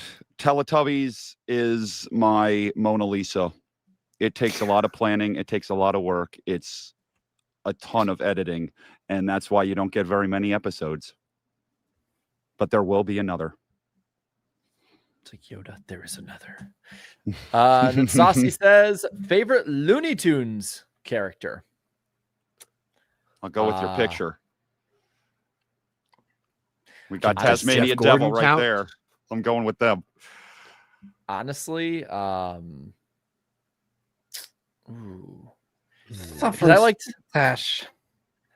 liked the one show they made in the late 2000s, early 2010s on Cartoon Network, and Daffy was always the funniest in that. Like that they modernized it, but they like Amazing World of Gumballed it with all of the adult jokes, and it made it you're so right. fun. That was a good one. That was an underrated one. I remember being like, go ahead. The one where they made them like, I don't want to say, it was like a Rugrats version of Looney Tunes, was also interesting for some reason. Oh yeah, the Tiny Toons one. Yeah, that one. Yeah. Give me Yosemite Sam. Varmint. Eric here says, at my work, I don't see 7-Up in every store. I don't want to drink 7-Up. I have a bad connection now. Sprite man. Sprite. He'd rather open up a nice cold Dale Jr. Let's see. Hunter Nixon Fishing says, headaches. You give me headaches. Cody wears crew chief. Let's see. I think this one's safe from Justin Drake, who says, sure. How did you all like the roast session on tonight? Mind you, it was fueled by the Sox, who were full of injuries, losing to the Yankees last week. You kept us on our toes. So that's what we have to blame for him losing his freaking mind on us tonight. Always a blast thing, Justin, every week. Oh, yeah. So speaking of every week, next week we will be on Danny's channel, October 15th, 8 p.m. Eastern time. Last show of the year on his channel. So come in force, y'all. That is totally going to be on that Instagram page if they watch this show. That's about it. Michael, where can people find you and what do you got coming up? What do I got coming up? We got NASCAR 25 coming up here very shortly. So pretty excited to play that. Just YouTube. MRUCZ. There's not another one, and there never will be. So don't look for M Sailor. Don't look for M Sailor. Don't drink 7-Up. All right. I think that's good enough for me. Have a great night, everybody. Bye.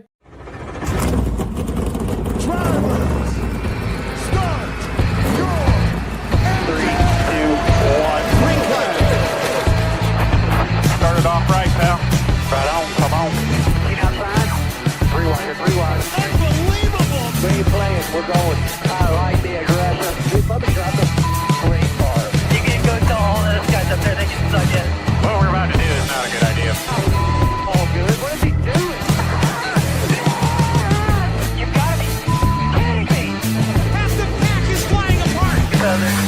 line. See at the line.